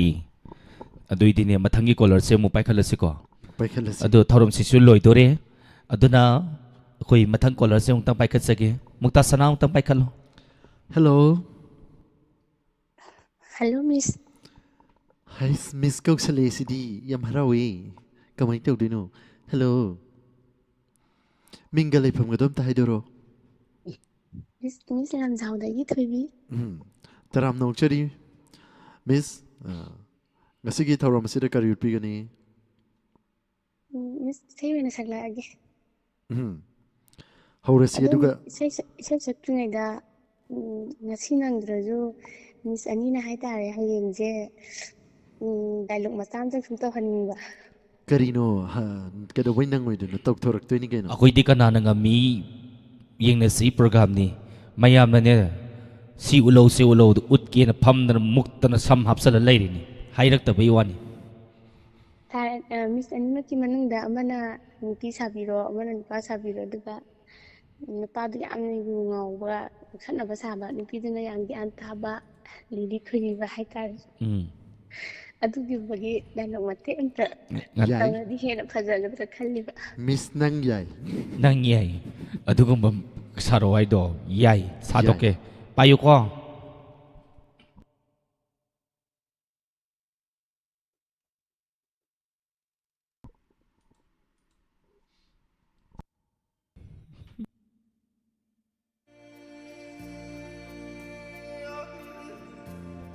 แต่ใหญ่มากแต่ใหญ่มาก Karino thaba แต่ใหญ่ไม่ให้รู้ว่าขนาดเราไม่เห็นนิ่งเสียงกับแต่ใหญ่ไม่เห็นเขารู้ว่าไอ้ยำนกนิ่งเหี้ยก็ไม่ตัวดีอะตัวสีกิสินสินกไม่สินนั่นเต้เอาราเกี้ย Thongang tu thaba แต่ใหญ่มาก Thongang tu haraga manung di kaurak lei du kaino taya thaba ห่างแต่ใหญ่มากแต่ใหญ่มาใกล้กินน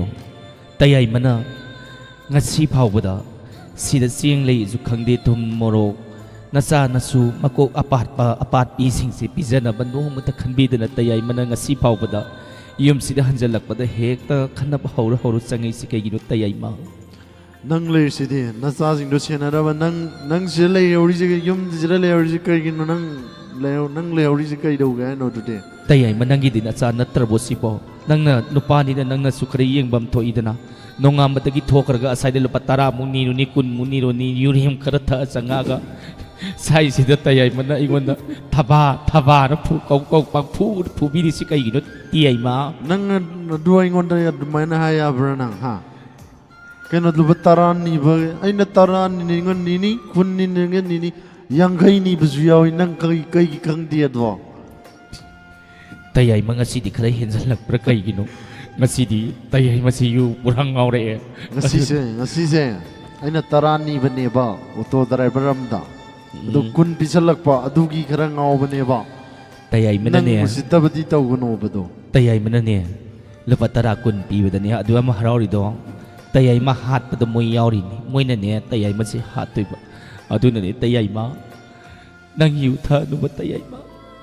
นั่งสมอยู่ทาราดีเนี่ยไอ้สมชาวนี่งักตนะตุปันตุปาได้ยุ่งปานทกิน hey thaba nang ad mai haya bra nang na tayai ma da muksin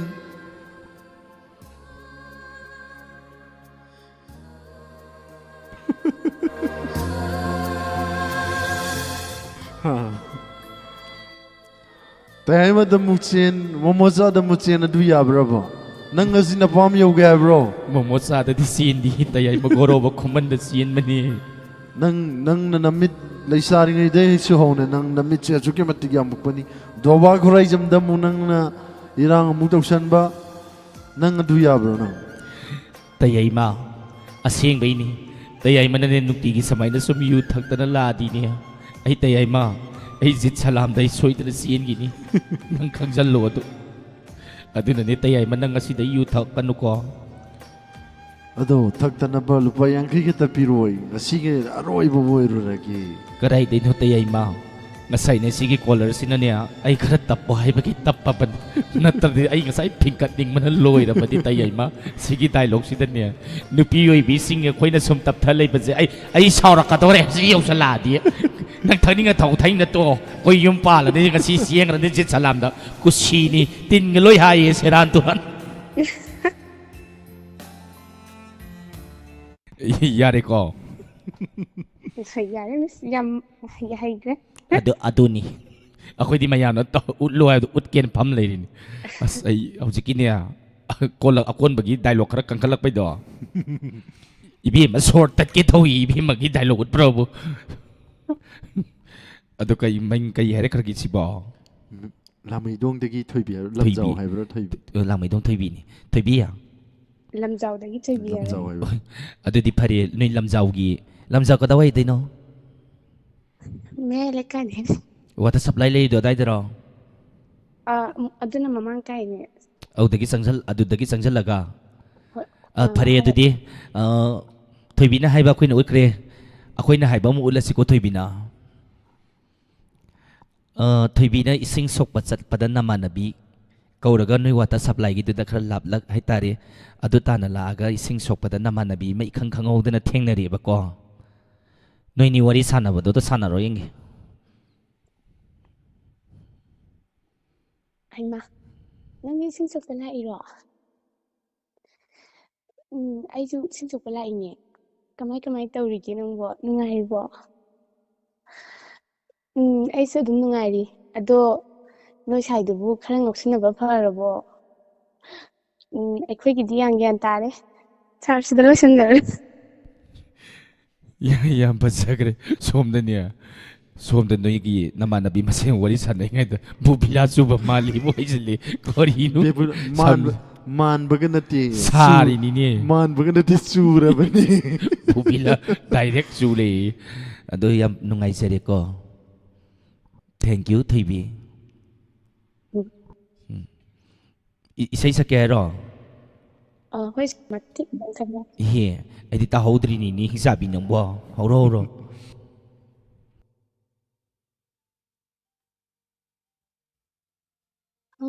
ki bapunsi ai onda karamba ira lang jakiba Nungsi yaudana aibu asumna karigi awaba piramliba karigi awaba piramliba Nungsi yaudana aibu asumna Numatang latu na lo aigi laikata namang laba punsisi Numatang latu na lo aigi laikata namang laba punsisi Asita thok na ba nahak na sinkiba Asita thok na ba nahak na sinkiba uraga pilani nangi thamoina uraga pilani nangi thamoina Dalo sandaraga sa yam pasagre thibi thank you thorom saru ya biramba lantok sari ba thorom masigi ꯑꯔꯣꯏꯕ colour ꯂꯧꯈꯠꯆꯗ꯭ꯔꯤꯉꯩꯗ ꯉꯁꯤꯒꯤ ꯑꯩꯈꯣꯏ ꯃꯨꯛꯇꯥ ꯁꯅꯥ ꯑꯃꯗꯤ ꯑꯣꯂꯤꯅꯤꯗꯒꯤ ꯄꯨꯈꯤꯕ ꯁꯦꯟꯐꯝꯁꯤꯡ ꯈꯣꯝꯒꯠꯆꯒꯦ colour ꯉꯥꯛꯇꯪ ꯄꯥꯏꯕꯤꯌꯨ ꯑꯔꯣꯏꯕ ꯀꯣꯂꯔꯅꯤ ꯄꯥꯏꯈꯠꯂꯛꯀꯗꯣꯏꯅꯤ ꯑꯍꯥꯟꯕꯗ ꯑꯩꯈꯣꯏꯅ ꯄꯩꯁꯥ ꯊꯧꯗꯒꯗꯣꯔꯤꯁꯤ ꯑꯁꯤ ꯅꯥꯏꯅꯥ ꯀꯃꯔꯥꯃꯝꯗ ꯄꯩꯁꯥ ꯊꯧ ꯁꯠ ꯊꯧ ꯁꯠ ꯊꯧ ꯑꯩꯗꯤ ꯅꯦꯅꯥꯗꯒ ꯊꯧꯍꯩꯔꯣꯏꯗ ꯃꯁꯤꯒꯤ ꯃꯤꯁ ꯁꯥꯅꯤꯁꯤꯗ ꯍꯥꯟꯅ ꯊꯧꯅꯤꯗ ꯁꯥꯅꯤꯁꯤ ꯌꯥꯝ ꯐꯥꯎꯕꯅꯤꯅꯦ ꯃꯥ ꯍꯧꯔꯛꯏꯁꯤ ꯎꯗ꯭ꯔꯣ ꯄꯪꯃꯨꯛ ꯕꯨꯛꯀꯅꯨꯒ ꯍꯧꯔꯣ ꯊꯧꯖꯜꯂꯨ ꯍꯦ ꯌꯧꯗ꯭ꯔꯦ ꯁ꯭ꯀꯦꯜ ꯌꯧꯗ꯭ꯔꯦꯀꯣ ꯌꯧꯗꯦ ꯍꯦꯠ ꯅꯤꯍꯥ ꯁꯥꯅꯤ ꯌꯥꯏ ꯅꯪ ꯌꯥꯏ ꯅꯪ ꯀꯩꯅꯣ ꯅꯪ ꯑꯩꯉꯣꯟꯗ ꯄꯪꯃꯨꯛ ꯕꯨꯛꯀꯅꯨꯒꯗꯤ ꯁꯦꯟꯗꯣꯏ ꯄꯩꯁꯥ ꯄꯨꯈ꯭ꯔꯒ ꯑꯩꯉꯣꯟꯗ ꯄꯪꯃꯨꯛ ꯕꯨꯛꯁꯟꯂꯛꯀꯅꯨꯒ ꯃꯤ ꯃꯨꯛꯇꯅ ꯃꯨꯛꯇꯥ ꯁꯅꯥꯅ ꯀꯧꯔꯤꯁꯤꯗꯤ ꯄꯪꯃꯨꯛꯇ ꯃꯨꯛꯀꯅꯨ ꯒꯥꯏ ꯃꯨꯛꯁꯜꯂꯨ ꯊꯧꯖꯜꯂꯨ ꯕꯨꯛꯁꯟꯁꯦ ꯍꯥꯏꯔ ꯅꯪ ꯑꯩ ꯂꯥꯛꯑꯒ ꯅꯁꯝꯗꯣ ꯈꯨꯗꯥꯡ ꯌꯦꯠꯂꯒ ꯍꯥꯏꯌꯨꯔꯣ ꯅꯠꯇ꯭ꯔꯒ ꯄꯥꯏꯔꯒ ꯀꯣꯏꯍꯨꯟ ꯍꯨꯜꯂꯨꯔꯕ ꯅꯪ ꯍꯧꯖꯅꯨꯍꯦ ꯑꯗꯨ ꯃꯥ ꯈꯛꯇ ꯅꯠꯇꯦꯀꯣ ꯃꯥ ꯈꯛꯇ ꯍꯥꯏꯌꯦꯅ ꯅꯣꯏ ꯑꯇꯩ ꯀꯣꯝꯊꯣꯛꯈ꯭ꯔꯅꯨꯅꯦꯅ ꯀꯥꯕ꯭ꯔꯝ ꯅꯪꯁꯨ ꯌꯥꯎꯔꯛꯀꯗꯣꯏꯅꯤ ꯌꯥꯔꯦ ꯅꯥꯏꯅꯥꯅ ꯅꯨꯃꯤꯠ ꯀꯌꯥꯅꯤ ꯄꯨꯒꯦ ꯍꯥꯏꯅꯣ ꯅꯥꯏꯅꯥꯇ ꯍꯥꯏꯔꯛꯑꯣ ꯁꯦꯡꯅ ꯍꯥꯏꯔꯛꯑꯣ ꯅꯣꯏꯒꯤ ꯁꯨꯃꯥꯡ ꯃꯇꯣꯟꯁꯤꯗ ꯂꯦꯞꯄꯒꯅꯦ ꯑꯩꯅꯅꯦ ꯆꯤꯟꯁꯦ ꯌꯥꯝ ꯀꯟꯅ ꯍꯥꯏꯔꯛꯑꯗꯤꯅꯦ ꯅꯪ ꯅꯨꯡꯉꯥꯏꯔꯣꯏ ꯌꯥꯝ ꯊꯨꯅ ꯇꯞꯄꯤꯔꯛꯑꯣ ꯀꯣ ꯌꯥꯝ ꯊꯨꯅ ꯅꯤꯍꯥꯁ ꯌꯥꯅꯤ ꯃꯨꯛꯇꯥ ꯁꯅꯥꯅꯅꯦ ꯊꯧꯕꯗ ꯌꯧꯗ꯭ꯔꯁꯨꯅꯦ ꯑꯩ ꯁꯥꯎꯍꯜꯂꯛꯀꯅꯨ ꯀꯣ ꯄꯨꯏꯅ ꯈꯔ ꯄꯨꯅꯔꯗꯤ ꯌꯥꯔꯦ ꯄ꯭ꯔꯣꯃꯤꯂꯥ ꯃꯨꯇꯨꯝ ꯄ꯭ꯔꯣꯃꯤꯂꯥ ꯅꯃꯤꯡ ꯐꯖꯔꯤꯕ ꯄꯩꯁꯥꯗꯣ ꯄꯨꯔꯗꯤꯅꯦ ꯁꯤꯡꯉꯛꯑꯣ ꯌꯥꯔꯦ ꯂꯤꯟꯊꯣꯏ ꯆꯅꯨꯒꯥꯏꯁꯦ ꯄꯨꯈ꯭ꯔꯤꯅꯦ ꯑꯩꯉꯣꯟꯗꯒꯤ ꯈꯪꯉꯤꯗꯅ ꯑꯁꯤ ꯃꯣꯏꯁꯤꯡꯁꯦ ꯀꯃꯥꯏꯅ ꯑꯃꯨꯛ ꯉꯥꯡꯅꯗꯣꯏꯅꯣ ꯔꯣꯕꯤ ꯑꯌꯦꯛꯄꯉꯥꯏꯁꯦ ꯃꯁꯤ ꯅꯨꯄꯥ ꯅꯠꯇꯗꯧꯅ ꯄꯩꯁꯥ ꯄꯨꯈ꯭ꯔꯦ ꯅꯨꯄꯤ ꯑꯩꯉꯣꯟꯗꯒꯤ ꯅꯧꯖꯔꯤꯕꯤ ꯑꯩꯉꯣꯟꯗꯒꯤ ꯑꯩꯅ ꯋꯥꯅ ꯇꯥꯟꯖꯗꯅ ꯇꯨꯡꯁꯤꯟꯖ ꯄꯩꯁꯥꯗꯣ ꯄꯨꯔ ꯆꯠꯈ꯭ꯔꯦ ꯁꯤꯡꯉꯣ ꯌꯥꯗ꯭ꯔꯦ ꯀꯔꯤꯒꯤꯅꯣ ꯅꯣꯏꯅ ꯂꯥꯟ ꯂꯥꯛꯏꯒ ꯀꯣꯚꯤꯗ ꯂꯩꯌꯦꯒ ꯀꯔꯤꯅꯣ ꯂꯥꯟꯅ ꯊꯣꯛꯄ ꯀꯣꯚꯤꯗꯅ ꯀꯣꯚꯤꯗ ꯊꯣꯛꯄ ꯄꯩꯁꯥ ꯌꯥꯝ ꯊꯨꯅ ꯄꯤꯔꯛꯎ ꯑꯩꯈꯣꯏꯁꯦ ꯅꯣꯏꯅ ꯄꯨꯈꯤꯕ ꯄꯩꯁꯥꯗꯣ ꯁꯤꯡꯉꯛꯇ꯭ꯔꯒꯗꯤ ꯑꯩꯈꯣꯏꯁꯦ ꯂꯤꯗꯧꯔꯤꯁꯦ ꯅꯣꯏ ꯈꯪꯗ꯭ꯔꯕ ꯄꯦꯄꯦ ꯁꯣꯏꯕꯝ ꯅꯪ ꯂꯥꯏꯔꯤꯛ ꯄꯥꯁꯟꯅꯕ ꯅꯪ ꯈꯛ ꯀꯥꯟꯅꯔꯣꯏ ꯌꯥꯝ ꯊꯨꯅ ꯆꯠꯂꯣ ꯄꯩꯁꯥ ꯊꯤꯔꯨꯆꯣ ꯌꯥꯝ ꯊꯨꯅ ꯄꯤꯔꯛꯅꯕ ꯇꯧ ꯄ꯭ꯔꯦꯝꯖꯤꯠ ꯍꯨꯏꯗ꯭ꯔꯣꯝ ꯑꯩꯒꯤ ꯃꯤꯆꯪ ꯈꯔ ꯆꯪꯉꯨꯗꯅ ꯑꯗꯨꯒ ꯕꯤꯕꯤ ꯌꯥꯡꯅ ꯄꯩꯁꯥ ꯄꯤꯅꯔꯣ ꯏꯟꯗꯨ ꯑꯣꯏꯅꯥꯝ ꯄꯩꯁꯥ ꯄꯤꯅꯔꯣ ꯄꯥꯕꯨꯡ ꯖꯩꯟꯇꯨꯀꯨꯃꯥꯔ ꯄꯥꯕꯨꯡ ꯑꯩꯈꯣꯏ ꯄꯥꯕꯨꯡꯗ ꯕꯦꯚꯥꯔ ꯀꯥꯏꯅꯤꯡꯗꯦ ꯄꯩꯁꯥ ꯊꯧꯕꯗ ꯌꯥꯝ ꯊꯨꯅ ꯄꯤꯔꯛꯎ ꯅꯪꯃꯩꯔꯥꯄꯝ ꯊꯣꯡꯂꯦꯟ ꯅꯃꯤꯡ ꯐꯖꯔꯤꯕ ꯃꯤꯒꯤ ꯄꯩꯁꯥꯗꯣ ꯄꯨꯔꯗꯤꯅꯦ ꯁꯠ ꯁꯤꯡꯅꯤ ꯈꯪꯉꯨ ꯑꯗꯨꯅꯅꯦ ꯑꯩꯈꯣꯏꯁꯦ ꯆꯥꯋꯜ ꯂꯨꯒꯥꯜꯒ ꯆꯥꯖꯔꯤꯅꯤ ꯈꯪꯉꯤꯗꯅ ꯑꯗꯨꯅ ꯅꯣꯏ ꯁꯠ ꯄꯤꯅꯔꯣꯀꯣ ꯅꯃꯤꯡꯅ ꯊꯥ ꯄꯜꯂꯛꯏꯁꯤꯅꯤ ꯄꯜꯂꯣꯏꯒꯦꯅ ꯈꯜꯂꯝꯕꯅꯤ ꯃꯁꯤ ꯄꯨꯝꯅꯃꯛꯁꯤ ꯅꯪꯅ ꯊꯣꯛꯂꯤꯅꯤ ꯅꯪꯅ ꯈꯪꯅꯩꯅ ꯃꯤ ꯈꯨꯗꯤꯡꯒꯤ ꯄꯩꯁꯥ ꯄꯤꯌꯣꯅ ꯄꯤꯔꯨꯕꯗꯩꯅꯤ ꯑꯩꯉꯣꯟꯗ ꯑꯃꯨꯛ ꯇꯥꯏꯁꯟꯅꯔꯛꯑꯕ ꯅꯪ ꯌꯥꯝ ꯍꯧꯅꯒꯨꯝꯁꯤꯗ ꯑꯩꯈꯣꯏꯅꯤ ꯇꯣꯉꯥꯟꯅ ꯄꯩꯁꯥꯁꯤꯡꯗꯣ ꯑꯄꯨꯟꯕ ꯁꯦꯡꯒꯥꯎꯗꯣ ꯈꯥꯏꯗꯣꯛꯅꯔꯁꯤꯔோ ꯄꯩꯁꯥ ꯈꯥꯏꯗꯣꯛꯅꯕ ꯈꯥꯏꯗꯣꯛꯅꯗꯕꯒꯤ ꯃꯊꯧ ꯇꯥꯗꯦ ꯈꯥꯏꯗꯣꯛꯅꯔꯅꯤ ꯅꯪꯅ ꯃꯁꯤꯗ ꯅꯤꯍꯥ ꯁꯥꯅꯤꯅꯦ ꯀꯔꯤꯅꯣꯁꯨ ꯈꯪꯗꯦ ꯃꯥꯅ ꯄꯩꯁꯥ ꯄꯤꯌꯣꯅ ꯄꯤꯊꯣꯛꯎꯔꯦ ꯂꯨꯄꯥ 10,000 ꯑꯗꯨꯒ ꯍꯧꯖꯤꯛꯅ ꯑꯃꯨꯛ ꯀꯩꯅꯣ ꯉꯥꯡꯉꯦꯅ ꯍꯥꯏꯔꯦ ꯃꯁꯤ ꯅꯪꯅ ꯈꯪꯅꯔꯨꯕꯁꯤꯡꯁꯤꯅꯅꯦ ꯑꯗꯣ ꯑꯩꯅꯔꯕꯁꯦ ꯅꯪꯅ ꯑꯩꯉꯣꯟꯗ ꯑꯣꯟꯁꯤꯜꯂꯛꯑꯦꯕꯁꯦ ꯌꯦꯡꯉꯣ ꯌꯦꯡꯉꯣ ꯅꯥꯏꯅꯥꯁꯤ ꯌꯦꯡꯉꯣ ꯅꯪꯅ ꯄꯩꯁꯥ ꯄꯤꯔꯨꯕꯁꯦ ꯀꯔꯤ ꯅꯁꯝꯐꯣꯏꯒꯦ ꯂꯥꯎ ꯁꯤꯅꯤ ꯃꯥ ꯍꯥꯏꯔꯛꯏꯁꯦ ꯈꯨꯝꯃꯨ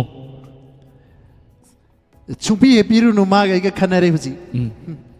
ꯀꯔꯤꯒꯤꯅꯣ ꯅꯪꯅ ꯑꯩꯉꯣꯟꯗꯒꯤ ꯄꯩꯁꯥ ꯄꯤꯈ꯭ꯔꯒ ꯄꯤꯔꯨꯅꯨ ꯀꯥꯏꯅ ꯅꯪꯅ ꯉꯥꯡꯉꯤꯁꯤꯅ ꯀꯩꯒꯤꯅೋ ꯅꯪ ꯑꯩꯉꯣꯟꯗ ꯈꯟꯅꯕ ꯌꯥꯝ ꯍꯧꯋꯤ ꯑꯗꯨꯒꯤꯅꯤ ꯑꯩ ꯈꯟꯅ ꯍꯧꯗꯕ ꯅꯠꯇꯦ ꯑꯩꯒꯤ ꯄꯩꯁꯥꯗꯣ ꯈꯣꯝꯀꯠꯂꯣ ꯍꯥꯏꯕꯅꯤ ꯅꯉꯣꯟꯗ ꯑꯩ ꯁꯨꯡꯈꯣꯝ ꯍꯦꯛ ꯈꯣꯝꯀꯠꯂꯣꯏ ꯀꯔꯤꯒꯤꯅꯣꯕ ꯅꯪ ꯑꯩꯉꯣꯟꯗ ꯈꯟꯅꯕ ꯍꯧꯋꯦꯕ ꯅꯪꯅ ꯅꯁꯝꯁꯦ ꯐꯣꯏꯔꯛꯀꯗꯣꯔꯦ ꯑꯩꯅ ꯁꯥꯎꯔꯛꯇꯅ ꯉꯁꯤ ꯅꯪꯅ ꯁꯝꯒ ꯐꯣꯏꯔ ꯑꯩꯗꯤ ꯖꯒꯣꯏ ꯁꯥꯔ ꯂꯩꯊꯣꯛꯑꯅꯤꯍꯦ ꯅꯪ ꯌꯥꯝ ꯐꯥꯎꯔꯦ ꯅꯪ ꯌꯥꯝ ꯍꯧꯔꯦ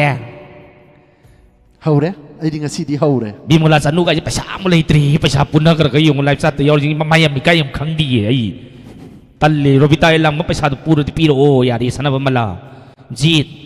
ꯄꯩꯁꯥꯗꯣ ꯄꯨꯔꯗꯤ ꯄꯤꯔꯛꯑꯣ ꯁꯦꯟꯗꯣꯏ ꯁꯣꯝꯗ ꯈꯟꯅꯗꯧꯔꯦ ꯑꯩꯈꯣꯏꯅꯤ ꯀꯔꯤꯒꯤꯅꯣꯕ ꯅꯪꯅ ꯃꯊꯣꯡ ꯃꯔꯝ ꯈꯪꯗꯕ ꯃꯤꯗꯣ ꯄꯩꯁꯥ ꯄꯤꯌꯣꯅ ꯀꯩꯊꯦꯜꯁꯤꯗ ꯍꯥꯏꯁꯨ ꯍꯥꯏꯕꯅꯤꯀꯣ ꯅꯣꯏ ꯍꯛꯇꯤ ꯍꯦꯛ ꯃꯜꯂꯤꯀꯣ ꯅꯣꯏ ꯑꯩꯈꯣꯏꯅꯤ ꯄꯨꯟꯅ ꯂꯥꯛꯑꯒ ꯅꯣꯏ ꯅꯣꯡꯃꯗꯤ ꯁꯣꯏꯗ꯭ꯔꯕꯅꯤ ꯍꯥꯏꯁꯤꯅꯤ ꯀꯔꯤꯒꯤꯅꯣꯕ ꯇꯥꯍꯔꯣ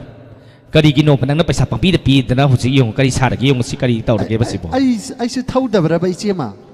ꯊꯧꯕꯗꯣ ꯅꯈꯣꯟꯗꯣ ꯈꯔ ꯀꯜꯂ ꯊꯧ ꯌꯥꯗ꯭ꯔꯕ ꯇꯞꯅ ꯁꯨꯝ ꯊꯧꯔꯤꯗꯣ ꯀꯔꯤꯒꯤꯅꯣ ꯍꯥꯏꯕ ꯑꯗꯣ ꯑꯩꯅ ꯉꯁꯥꯏꯗꯩ ꯊꯧꯔꯤꯁꯤꯗ ꯌꯥꯗ꯭ꯔꯒꯅꯦ ꯅꯪꯅ ꯑꯣꯏꯅ ꯑꯃꯨꯛ ꯊꯧꯔꯣ ꯏꯆꯦꯃ ꯑꯩ ꯀꯔꯤꯒꯤꯅꯣ ꯅꯪꯅ ꯄꯩꯁꯥ ꯄꯤꯈ꯭ꯔꯒ ꯀꯔꯤꯒꯤꯅꯣ ꯅꯪꯅ ꯑꯩꯉꯣꯟꯗ ꯊꯧꯕ ꯍꯥꯏꯁꯦ ꯀꯩꯒꯤꯅꯣ ꯑꯩ ꯊꯧ ꯉꯝꯖꯗ꯭ꯔꯦ ꯃꯥꯏ ꯑꯁꯤꯒꯤ ꯅꯨꯄꯤ ꯃꯌꯥꯝꯁꯦ ꯂꯣꯏꯅꯃꯛ ꯚꯤꯛꯇꯣꯔꯤꯌꯥꯒꯥꯏꯁꯦ ꯄꯨꯈꯤꯕꯅꯦ ꯁꯤ ꯄꯤꯔꯛꯑꯣꯌꯨ ꯃꯥꯒꯤ ꯆꯥꯟ ꯈꯥꯔꯤꯐꯝꯒꯁꯤ ꯌꯦꯡꯉꯨꯅꯦ ꯄꯨꯔꯤꯅꯤ ꯄꯤꯔꯛꯑꯣ ꯍꯥꯏꯕ ꯅꯣꯏꯕꯣ ꯑꯩꯉꯣꯟꯗ ꯑꯩ ꯍꯥꯠꯈꯤꯗꯧꯔꯦꯕ ꯑꯣꯂꯤꯅꯤꯅ ꯏꯆꯦꯃꯒ ꯍꯥꯞꯄꯝꯗ꯭ರೆ ꯄꯤꯒꯦ ꯍꯥꯏꯔ ꯅꯪ ꯊꯧꯒꯦ ꯍꯥꯏꯔ ꯊꯧꯔꯣꯏ ꯍꯥꯏꯔ ai ngam maroi Tên nang ngam maroi sate ta siang na ai sungam me ngam Tuo de nang nupi saro no tuo nang tuo Pasha thong ngam dari nupi saro no ai ma nupa on thok re sidi kamai to ba Nang tuo nang nupa saro nang nupa dum lei ro Pasha to ai thau ra ke yong Hi Olini ga mukta sana dagi pasha pu gi bajing go sasa singo na tra di noi hayeng dagi lok thongo Sap ne gi Noi khang mo noi do Kari gi noi gi thamoi se swam proprok sa hali si bo Phari ni si yo di Amom di labo thok re si kai sa re Phajadra Sidi si pasha pi rak tra di sam lok thoni nga ka to re bo Kamai tau si kya lo tho si ro Ngai khoi bandal pi ba ho re Kai no khoi cha ta pi bhim mo lo di Natra Kai no khang di mi Phajadra si di is kanano rita Ai di tang kuntra ga manga tang is Jume July gi tang kuntra manga da tang tara mamli do lo Kai nom ning jang e do Inspector tayai gi ai no message pa ba da Ngasi Jun na ti ngasi jun gi tang kuntra ga manga Hai ru ba do ning jang e Ninjang kanina flashback la mani Kurai jami mi di bi pung na si isi uli ni pung kya si endo ni si lo re sam lo thok ra ge noi paisa di pi ha da na si pharai ni si go di phara mani loi tangam mani nia si phare si hek phare ai wa re last caller wo hello hello taram nok churi madam minga medi le from my view Sarai Hango inam lagi keno sorry ai keno sarai kare now mukasanaga di oliniga ni kimi mane ichi mi mo how ngasai dei kai lo no he da lokas ai hi now gin la ganda hi tong na ba dana ngasai degi di laktre ngasai degi di lakte duga last caller sida amuk la hojik katang na hona na lakpi si kai gino ba isi mi ma noi gi Titanic to do leibra Hi do leibra ba noi dai do lei Thama moi se ai ne ai khoi do yam sau ga le sum on khara on tho bu degi ne paisa thau ge na sam angang ba je machi gi singja mai nau bi gi moi matai manau jin da pisalak da samje ngang le paisa pirak to man na ha puri paisa do pirak tre adu na ai samje lau thokre do ye keno to hala lo ye sang hala lo ye tai no aduna ne ai yam sau re aduna ai hi do tong ga ne Titanic ki sen sake Titanic sai ka mai sai Chalo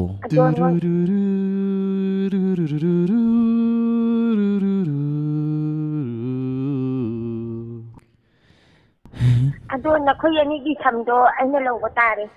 Karai dei no hi paisa thok tri bo si samji di kanam ta khusin nei roi ado isi me maka yu toi no keno dialog ya ka tawra gi horo ta se di no ni taro ko to ba khoi gi thang da na ba ni na yum pan da ba ba ai gi hangeng le tang da ni hoi chi man pa ma de he tor lo di di ai hawra gi ko Ani si isa si ngam da bana to ma si ni pi jong chol le do tok si dam na nai ye kari ni pi no khang de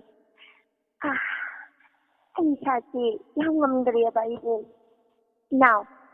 kai di no now na di ang ngam di bo lao we now now ki pi ron mo pa le da di lao jin si ni ai ki ya haw re ki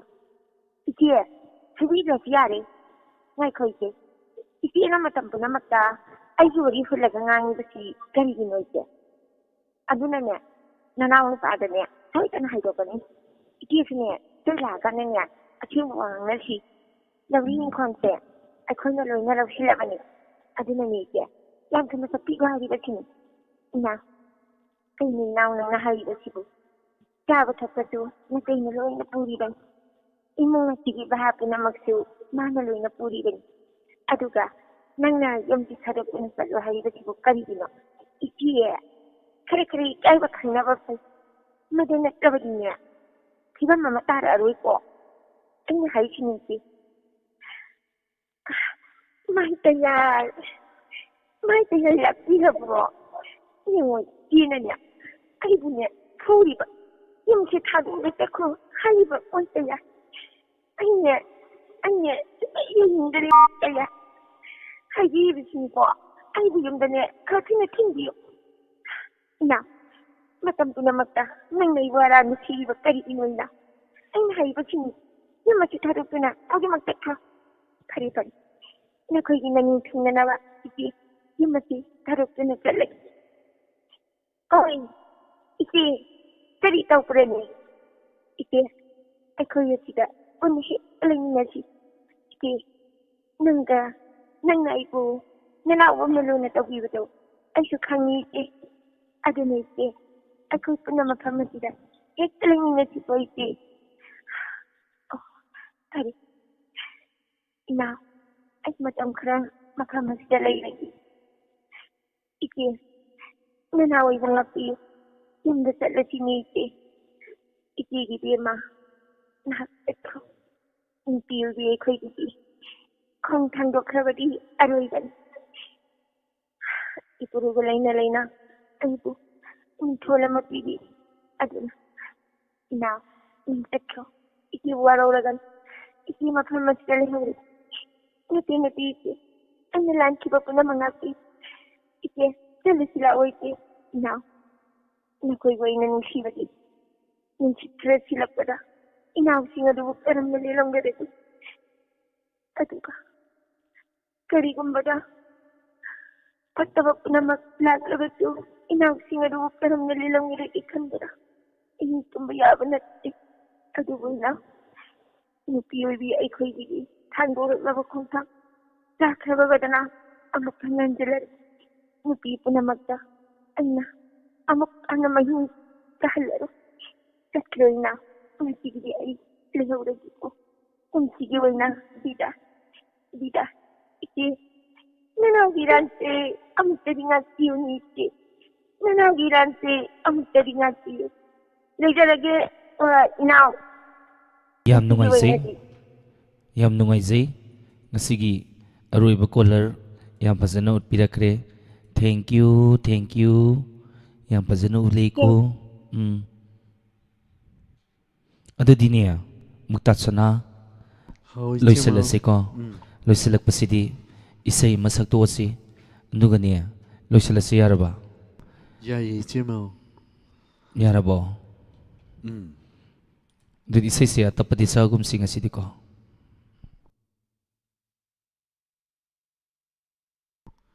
karam shei shakse hai no chemo sisibo ama ekte yaida khara lang ma kok sak to lore yai dana yai khara arama masa siko yare ko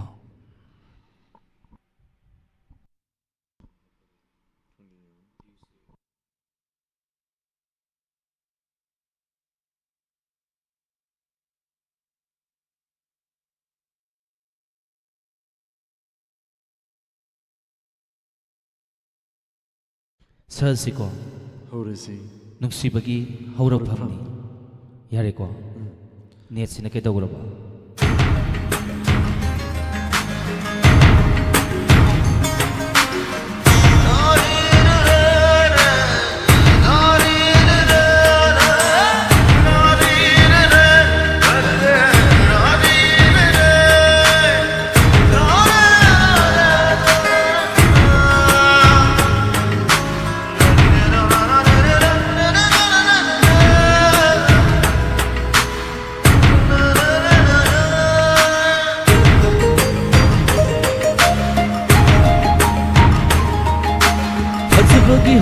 Famni nandi nusibagi itil famni nandi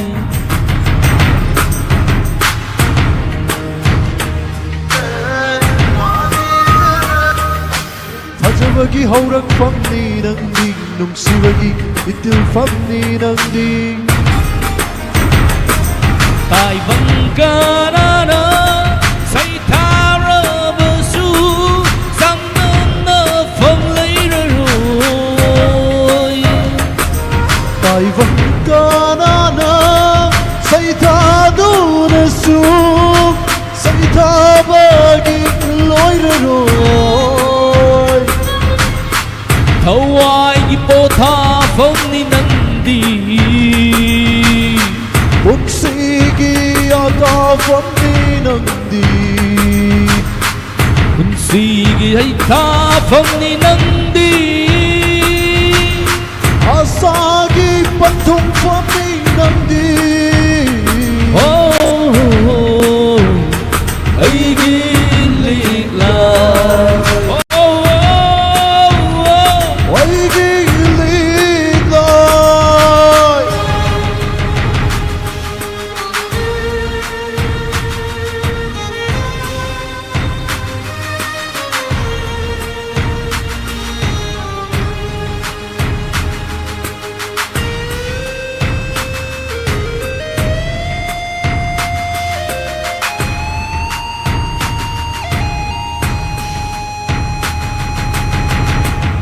ꯃꯇꯝꯅ ꯄꯨꯈꯤ ꯂꯦꯞꯄ ꯂꯩꯇꯅ ꯈꯣꯡꯖꯦꯜꯁꯨ ꯂꯦꯞꯇꯦ ꯃꯤꯀꯨꯞ ꯑꯃ ꯐꯥꯎ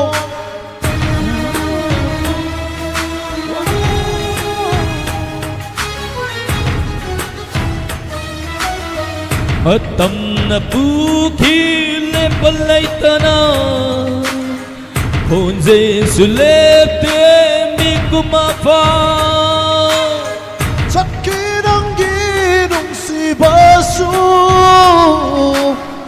ꯄꯨꯠꯈꯤ ꯃꯤꯠꯃꯥꯡꯗꯒꯤ ꯅꯪꯒꯤ ꯁꯛꯇꯝ ꯆꯠꯈꯤ ꯅꯪꯒꯤ ꯅꯨꯡꯁꯤꯕꯁꯨ ꯎꯈꯤ ꯃꯤꯃꯥꯡꯗꯒꯤ ꯅꯪꯒꯤ ꯁꯛꯇꯝ ꯑయ్ꯌꯥ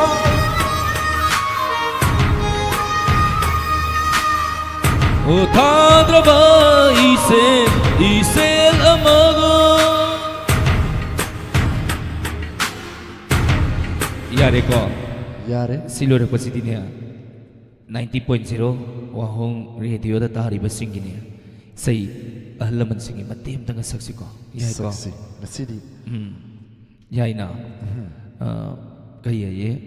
ꯑꯩꯈꯣꯏꯒꯤ ꯅꯨꯡꯁꯤꯔꯕ ꯑꯩꯈꯣꯏꯒꯤ ꯊꯋꯥꯏꯒꯤ ꯃꯉꯥ ꯍꯥꯏꯇꯥꯔꯦꯅꯦꯀꯣ ꯊꯋꯥꯏ ꯃꯉꯥ ꯌꯥꯎꯏꯗꯅ ꯑꯗꯣ ꯏꯁꯩꯗꯣ ꯃꯇꯦꯛ ꯑꯃꯇꯪ ꯁꯛꯁꯤ ꯑꯗꯨꯒ ꯂꯣꯏꯁꯤꯜꯂꯁꯤ ꯀꯣ ꯌꯥꯏꯗ ꯌꯥꯏꯌꯦ ꯊꯣꯂꯤ ꯊꯣꯂꯤ ꯑꯗꯣ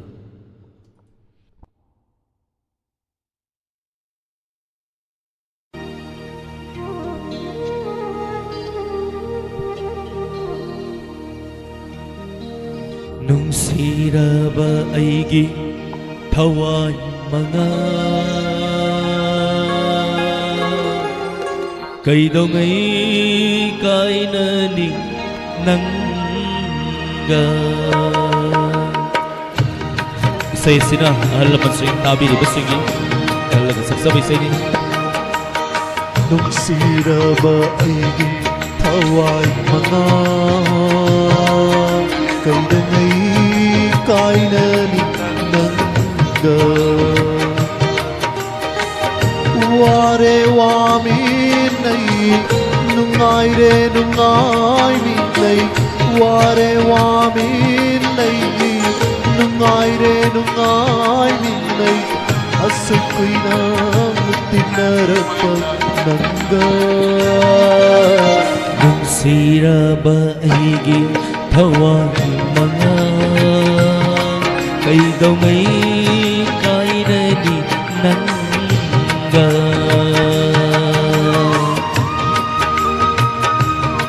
ꯏꯁꯩ ꯑꯁꯤ ꯃꯔꯨꯑꯣꯏꯅ ꯄꯥꯕꯨꯡ ꯖꯌꯟꯇ ꯀꯨꯃꯥꯔꯗ ꯗꯦꯗꯤꯀꯦꯠ ꯇꯧꯖꯔꯤ ꯗꯦꯜꯂꯤꯗ ꯍꯧꯖꯤꯛ ꯍꯧꯖꯤꯛ ꯂꯩꯕꯤꯔꯤꯕ ꯏꯟꯖꯤꯅꯤꯌꯥꯔꯤꯡꯒꯤ ꯊꯕꯛ ꯑꯃ ꯇꯧꯗꯨꯅ ꯍꯥꯏꯕ ꯇꯥꯔꯦ ꯊꯦꯡꯛ ꯌꯨ ꯄꯥꯕꯨꯡ ꯖꯌꯟꯇ ꯀꯨꯃꯥꯔ ꯏꯁꯩ ꯈꯨꯗꯣꯜ ꯇꯝꯖꯒꯦ ꯇꯥꯃꯤꯟꯅꯁꯤ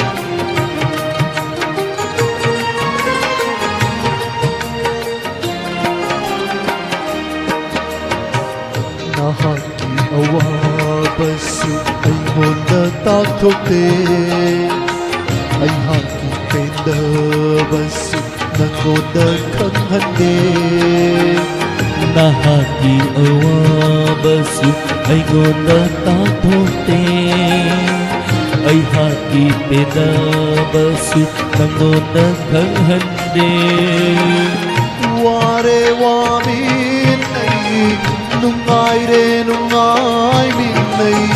ꯋꯥꯔꯦ ꯋꯥꯃꯤꯟꯅꯩ ꯅꯨꯡꯉꯥꯏꯔꯦ ꯅꯨꯡꯉꯥꯏ nay Asukuina tinarapa nangga Nungsiraba aigi thawai mga Kaidaw ngay kainani nangga Nungsidra niya ngasi ako ni na olini adudagi bumagkasana no madisoydana mayam thado magasatkidoy natra Aruna hingminaringay mapo na nagsinasi right bugtasana right hingi ngay matamda magiawa ba mating pang na niya nung si sana na si sana leibag Manipur imana Jai Fare adugi niya pwede sila sari si Hey Thawai Nungsiraba Thawai Nangna Hakchang Polang Aibu Thadok Tuna Chatkinu iskiel gawang sa laki ko Hey Thawai Nungsiraba Thawai Nangna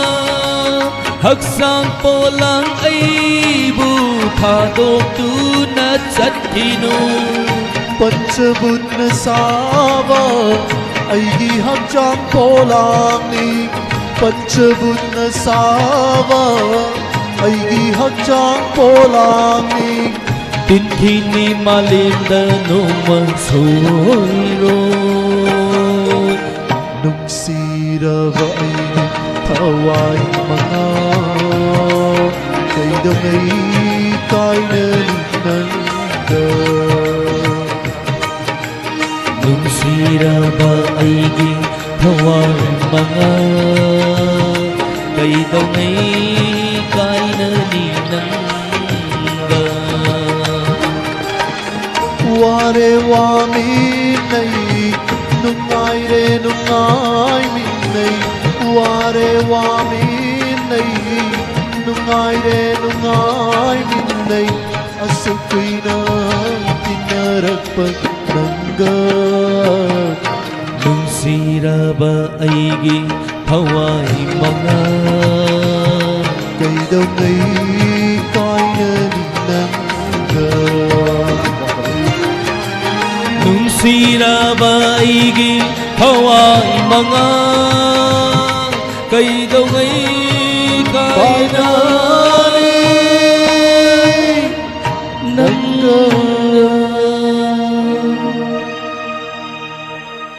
Thank you. Tagatsari, may apo na mapo. Ngasi matam kara sangdagre. Kay ginoy ka na lilase 30 minute katang ngay raba. Ano live sa telebidi basing ming kara patok sa nga sige thoro masida ay batare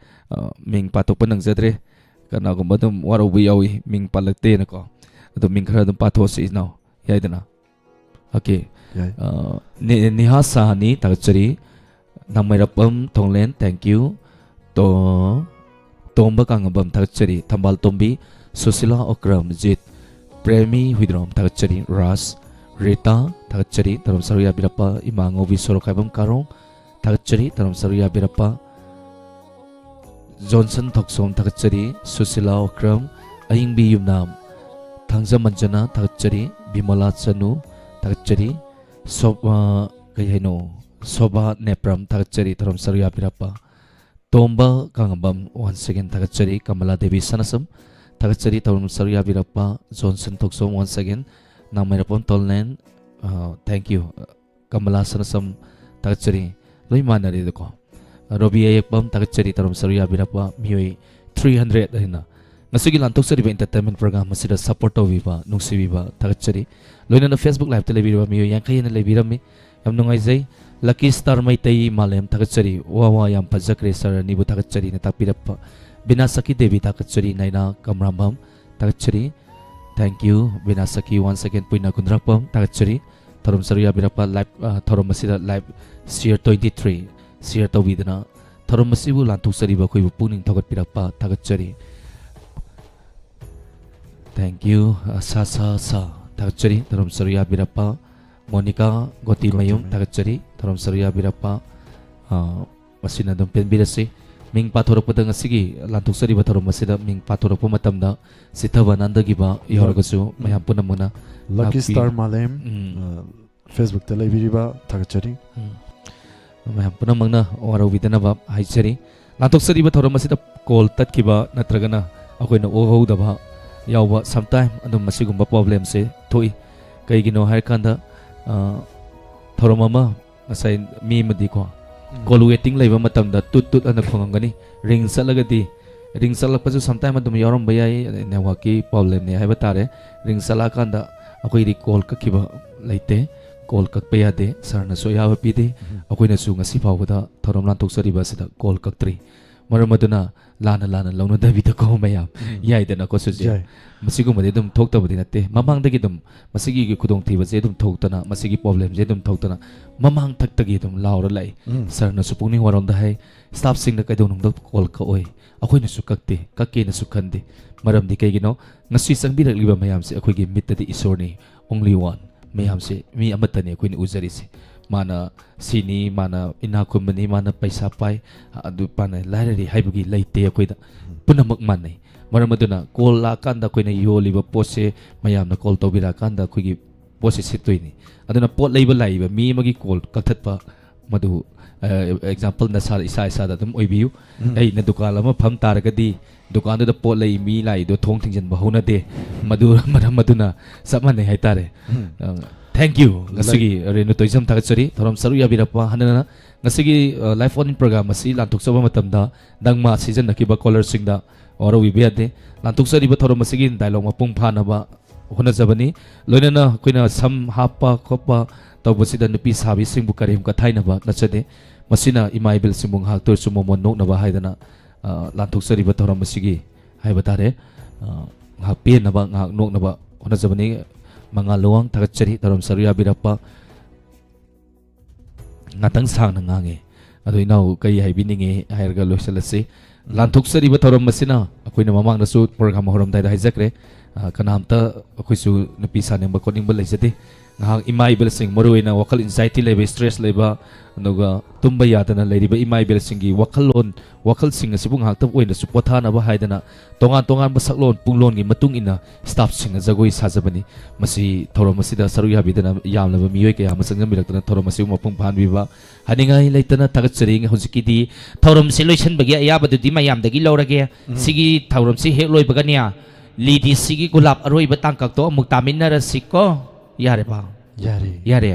ꯑꯗꯨꯗꯤ ꯍꯧꯖꯤꯛꯀꯤ ꯑꯣꯏꯅꯗꯤ ꯃꯤꯀꯨꯞ ꯈꯔꯗꯪ ꯃꯌꯥꯝꯗꯒꯤ ꯂꯥꯞꯊꯣꯛꯆꯒꯦ ꯁꯝ ꯂꯧꯊꯣꯛꯈꯤꯕꯗ ꯌꯥꯝ ꯀꯟꯅ ꯅꯣꯛꯈꯤꯕꯁꯤꯡ ꯇꯞꯅ ꯇꯞꯅ ꯍꯟꯊꯔꯣ ꯍꯧꯖꯤꯛꯀꯤꯗꯤ ꯃꯤꯀꯨꯞ ꯈꯔꯗꯪ ꯃꯌꯥꯝꯗꯒꯤ ꯂꯥꯞꯊꯣꯛꯆꯔꯤ ꯄꯨꯝꯅꯃꯛꯄꯨ ꯑꯣꯜꯂꯤꯅꯤ ꯅ ꯏꯍꯦ ꯑꯣꯜꯂꯦꯟ ꯁꯥꯐꯝ ꯃꯗꯤ ꯁꯔꯖꯤꯠ ꯈꯨꯃꯟꯆꯥꯅꯤꯅ ꯈꯨꯔꯨꯝꯖꯔꯤ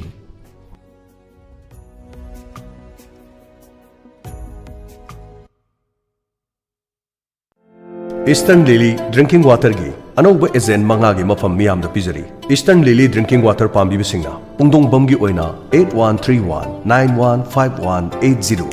ꯂꯩꯇꯦꯡ ꯏꯟꯇꯔꯄ꯭ꯔꯥꯏꯖꯦꯁ ꯄꯨꯡꯗꯣꯡꯕꯝꯗꯒꯤ ꯐꯪꯕꯤꯒꯅꯤ ꯑꯅꯤꯁꯨꯕ ꯑꯦꯖꯦꯟꯅ ꯋꯥꯇꯔ ꯋꯥꯜ Kanchipur Imphal West mobile number 7005256034 ꯑꯍꯨꯝꯁꯨꯕꯗ ꯈꯣꯡꯉꯥꯝꯄꯥꯠ ꯃꯌꯥꯏ ꯂꯩꯀꯥꯏ near primary health centre Imphal West mobile number 8258932950 ꯁꯒꯣꯜꯕꯟꯒꯤ ꯑꯣꯏꯅ ꯕꯦꯂꯣꯅꯥꯁ ꯕꯦꯡ ꯁꯒꯣꯜꯕꯟ ꯇꯦꯔꯥ ꯄꯨꯈ꯭ꯔꯝꯕꯝ ꯂꯩꯔꯛ ꯃꯣꯕꯥꯏꯜ ꯅꯝꯕꯔ 7005096275 ꯃꯉꯥꯁꯨꯕꯗ ꯈꯣꯡꯃꯟ ꯃꯪꯖꯤꯜ zone 1 Imphal East Mobile number 70856588732 Panjariba Ejen Manga asi Lily Drinking Water gi oina inong nong hangdokchaba agent singi mafam singastige domadumna Eastern Lily Drinking Water gi damak pau phobiu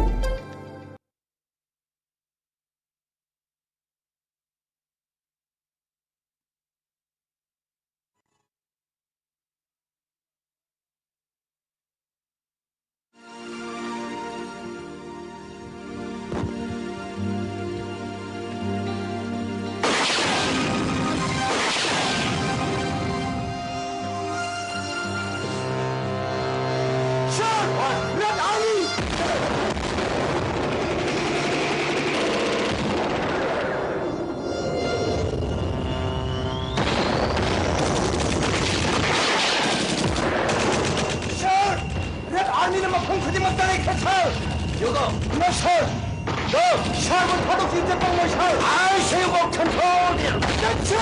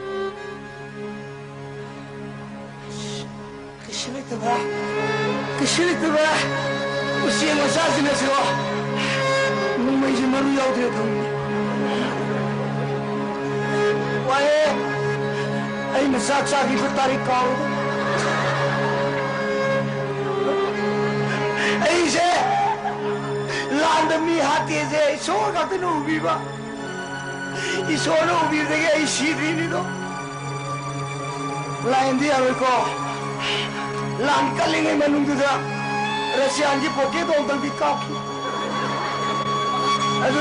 मरु मार की वजह शिरमदे हुई चराम चानिंगे न काफी मार दोस्त मुझे तो सकन सकन कहीं थोड़ा दे मरु दे पियोगे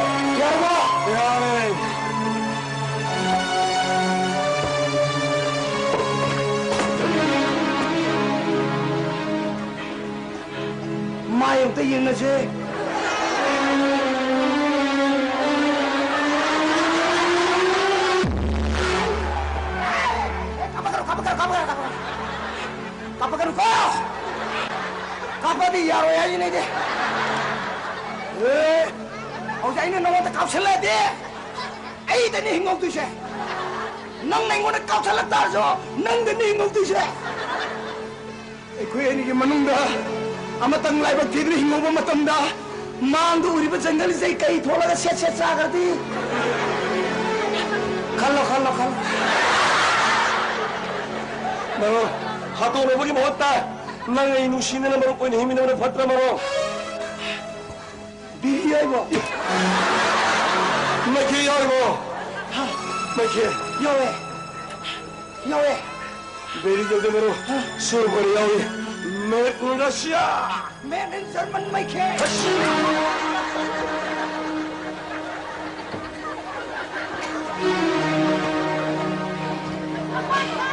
मरो कुलाई थादों नरसे नंगे पाइजु वाई चंद्र मरो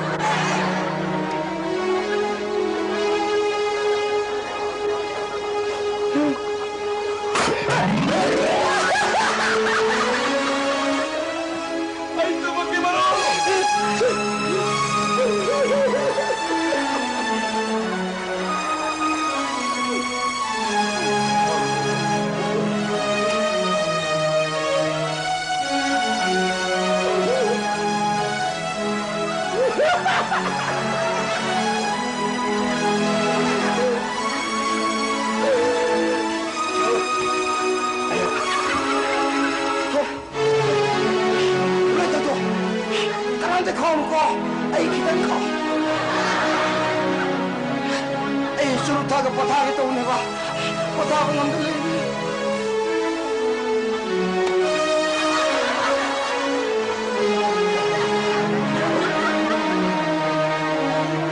maro ising yawo ising koya usido mo signori ising kitake no toro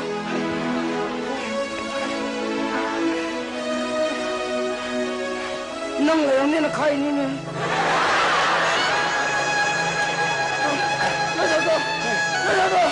Kamu ni kau no, ayo kita kau. Tunggu, tunggu.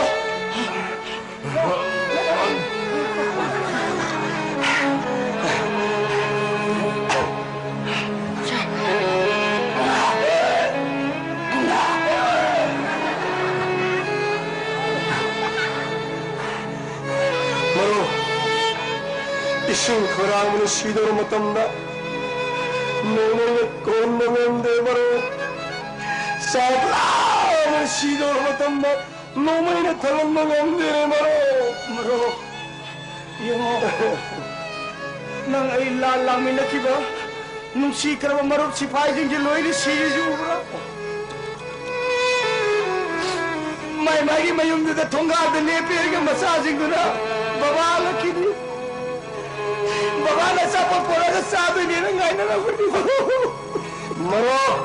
Puro magsing na siya Maro! Karana tole! Lan! Yes! Nomay! Alam mo siya Nomay na ton kima ngakta na tro! Mami Maro! Maro mapang kayahat kima Nomay! Nabiya nga kayahat kima Nomay! Jati mga kanan mo Nomay! Prita bitong namahan mo Nomay! Kalo ka na ngay na suntok at sabi ko nang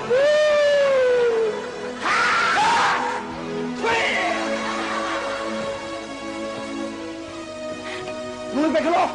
mero, turen thadar sulong ngot. Yo, zaman nyawa itu na, ayo nang kami ni mero. Asia jauh ni mero, ayo nang bukan ni mero. Nang nasi pandai sigi ko mero, nang nasi ma pandai thai thadok kari mero.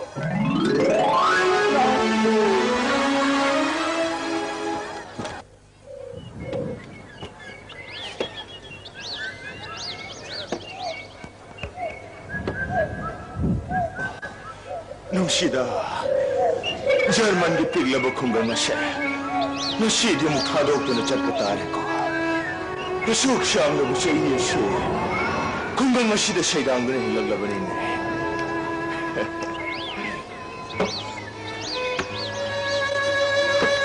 Gemma, Eliza, nang beloy dri bro, hai, pocai singdo. Amat tercita na abjalu ko. Nungsida susah. Nasi di kaya ada kana rabano nasi. Aina kunggang nasi dah sedang lepa. Cehi,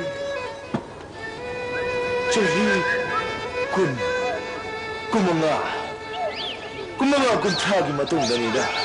General Carlos ki masyhur na pangjaki bala. Nasi di kaya ada jauh sih. Aduh baru, nangdi sugi nuksi dah bersabda masih ubah pangkit eko. Aduh baru, Yesus, nanggi nongdam kolam baru. Aduh pupu kita ini, pupu ni pabla yang thaba tu ni, pupu ke aika. Cisang siapa bani pupu? Ini suri. Maramoy dah suri ya, maramoy. Aduh pupu. Kaya dah orang gay. Pupu nengar si satu si bu. Aku bapa ki si pasing na tindu na dah ni. Mani. Nanggi bapa ki si pasing do. Makoy na tinbi ka dari bani na. Makoy hek lang buka cala dah bani biar ba. Cala dah bani. Aduh pupu nengar si satu iba. Lidi si hai pelan tu pupu. Aduh gelak. Hai pupu. Aduh bukan gina pupu. Lidi syair berkonggang ada. Maduda layang berpraja punak. Hitler nang mamak talatum na bakit. Maduda lay kitra basing adu kita maktane. Prithvi ke mafam ke adige gulam makhal sun bathai. Pupusu rudri, chaludri da, pauga, khabar da tabu bakatane. Adu bantakti, pupusu tangai phadana chatta byadu bani. हंदकी लीगी सिगी piece conference पांथोकदरबदुदने लेखिद्रबसिंग अदुगी मफमदा पुपु सुंगमजेब Lemna खरदबदि कनिमि होई हंदकी चटकदरबनि बेमा चटकदरबनि पुपु ने ngasi adu pupu akhoi pupu do Carlos kau hai masalah tu sih kibani ko pupu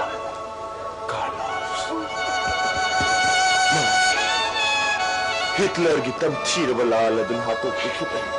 पुपु अखिल पुपु दे माबो फाबरा भाई याम भाई नंगी पुपु दे नन्ने आई बुना कोई की नरक असीद ने लोट न थंबीरम लिबशे भाई याम भाई अदु पुपु लान तोरे पुपु आई दे लान सामने किसे ये पुपु विशिदी तोरा लाल तो दने बगी दमक तो नहीं पृथ्वी की मिपुम खुदी मगने शांति की मिफम गलोना लीदिशी की मास ग्रे मुंगफम तत्तु दले शुकत पचत कदोरी बशे लाल तोरा रोय बशी कंगा नाइ खो पुपु की बेमा नंबु अशी पुपु न चलन दाशिदा पुपु न तंबी बजो गोइदो ना मुक्ता दिशाउ दना हुई सागे पुपु मुक्ता ये की सागे को पुपु सारा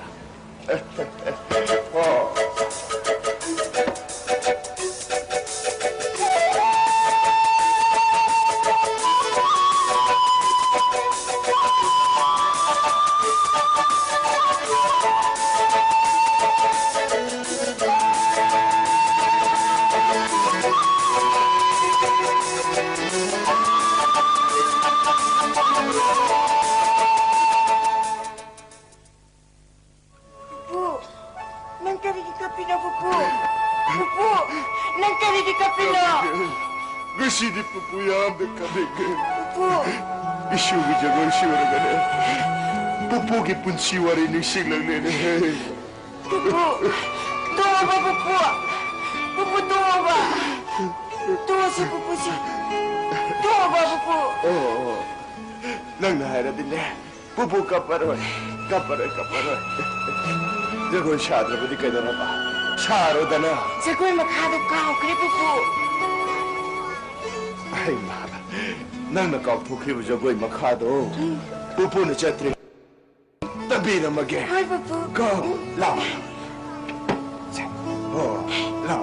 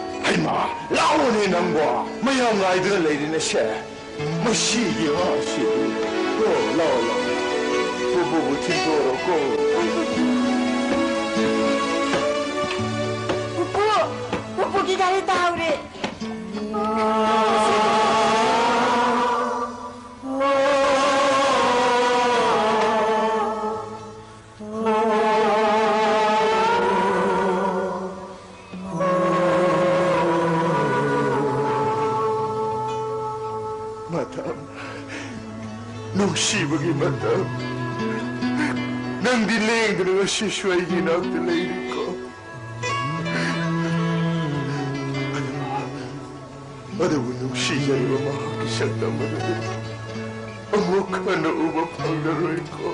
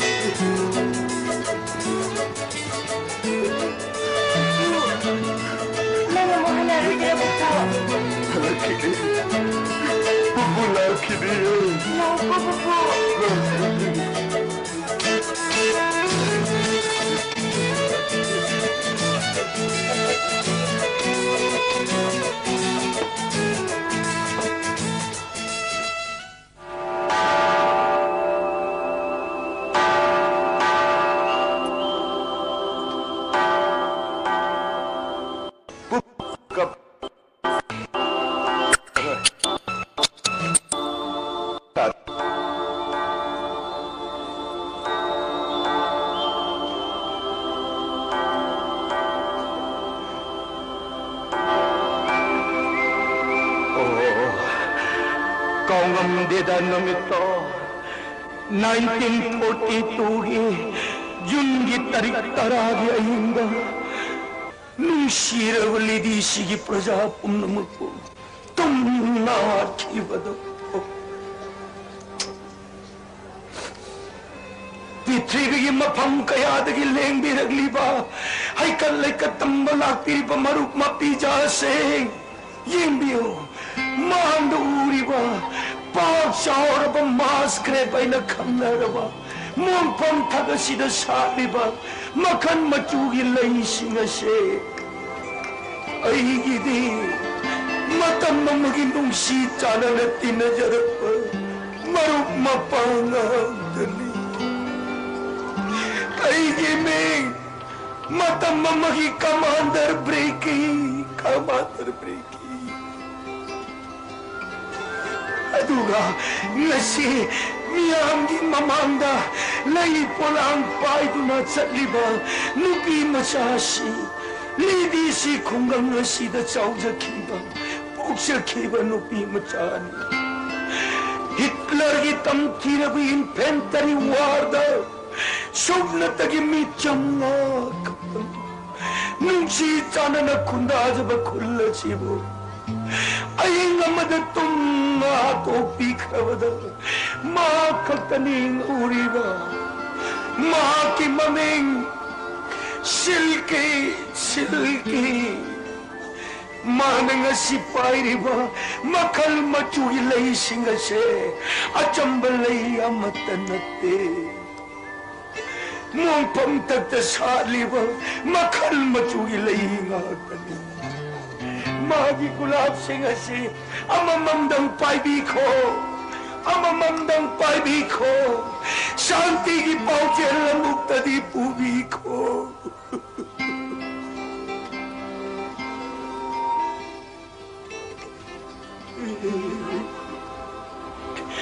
सिल्की नंग लागली बमियाम सिंह से नंग रिसीव तो को अंकल दी तो उरबरा मयाम फमलीब मरगसिदा uncle फमलुरगे रिसितो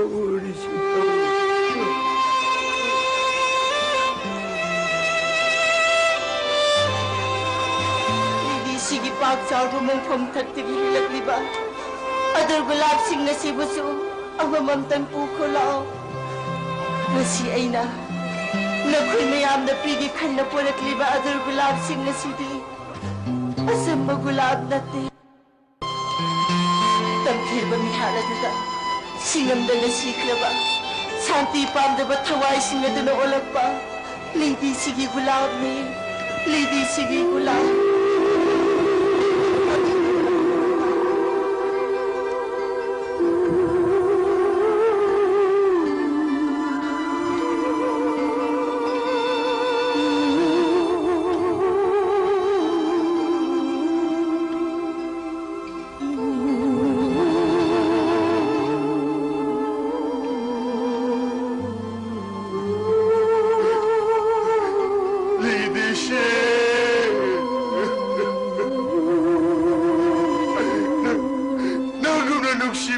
Masibo kalay na mamuglay raw kigadage.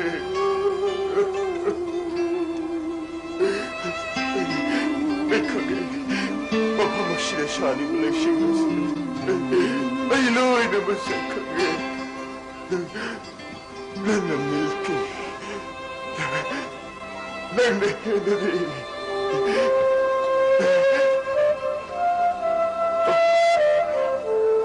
Mama, Father.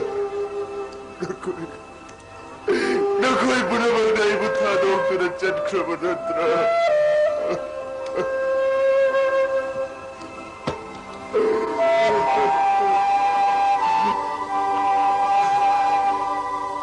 Mayroong nagtingin na ito ang sali ni Gulam.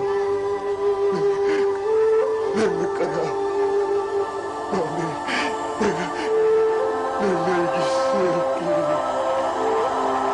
Silky!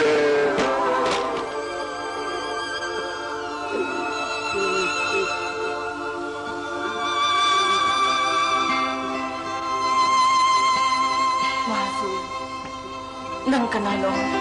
Hayo. Ayun mo tayo. Nang kanalo. Sige. Adoy gulaba sa matang pumiko. Gulaba sa ilay ng lahat. 미요이백이 탐모이되기 마음으로 보는 시바부 암묵한 질란도나 비트비드 산디 뭐라고 오이시노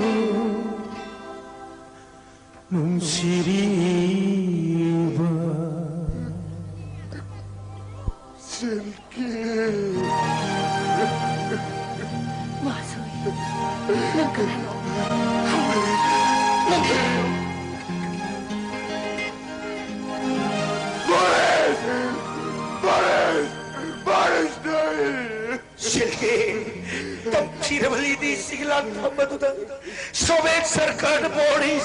नहीं थी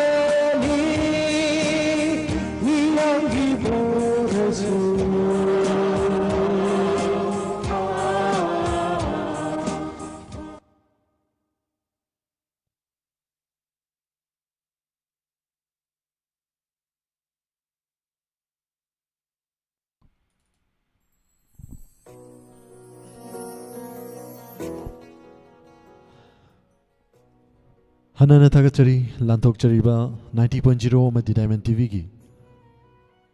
लांथोकचरीबा सुमांग कुमई सुमांग लीला ताबिरिबा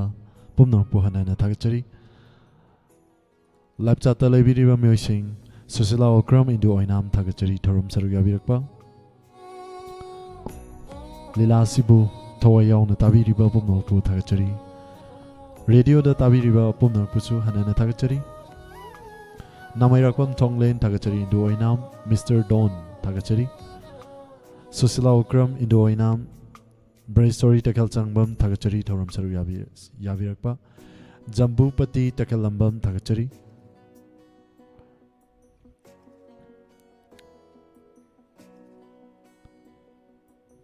नामाइराकम थोंगलेन इबेमहल निंगथौखोंग इमा इबेमहल थागचरी मंगांग लुवांग थागचरी sir आइदि लम लापना life से यावजबनी पुणे दा लेजबनी अगे सिंग ममिंग मंगाल लुवांग हाइजबनी सर सुमांग लीला मेम साहेब की सारी हाइबदु ताजगे हाइना ताकपिरे मतंग चाबदा खुदोल तमनबा सेम साजगे सर लम लापना लेदुना थोरमसिबु सरुग याबिबा हनना थागचरी इमा इबेमहल हनन थागचरी रेजिस्ट्री तकल चंबम सुशीला ओक्रम मिस्टर डॉन थागचरी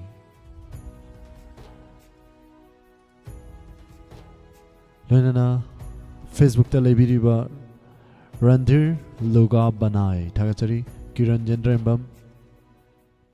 मंगल सना मैते लकी स्टार मैते मालेम थागचरी थोरम सरुग याबिरिबा बिनासकी देवी अथोकपम लाइव स्ट्रीम असिदा हौबदगी लोइबा फाव याउबिरिबा नेना काब्रम लकी स्टार मैते हनन थागचरी लोनना थौरमसिगी मका चथजरकपा नाकी मतुंग लांथोकचरगनी लेट नाइट स्टोरी मरफु तरा हुमदोय सुबा तांकक पुंग तरुकता लोइशनखिबा केस अमा मयामदा पुदुना लाक्चगे लेट नाइट स्टोरी असि लोइबगा पुंग तरा निथोय मखाई मैमना अमुक ताब फंगबिगनी इंस्पेक्टर तेगी अनोब एपिसोड मैम पुना सरुगामिनसी सुंगसोय सोयदना लाइव चाता लेबिरिबा यूट्यूब अमदी फेसबुक ता थोरम सरुग याबिरिबा सिंग नेक्स्ट पेज ता लाकपिदुना लेनाइट स्टोरी मरफु तरा हुमदोय सुबा तांकक सरुग यामिनसी ngaकी ओइनदी पुमनमक्तगी लापथोकचरी पुमनमपु खुरुमचरी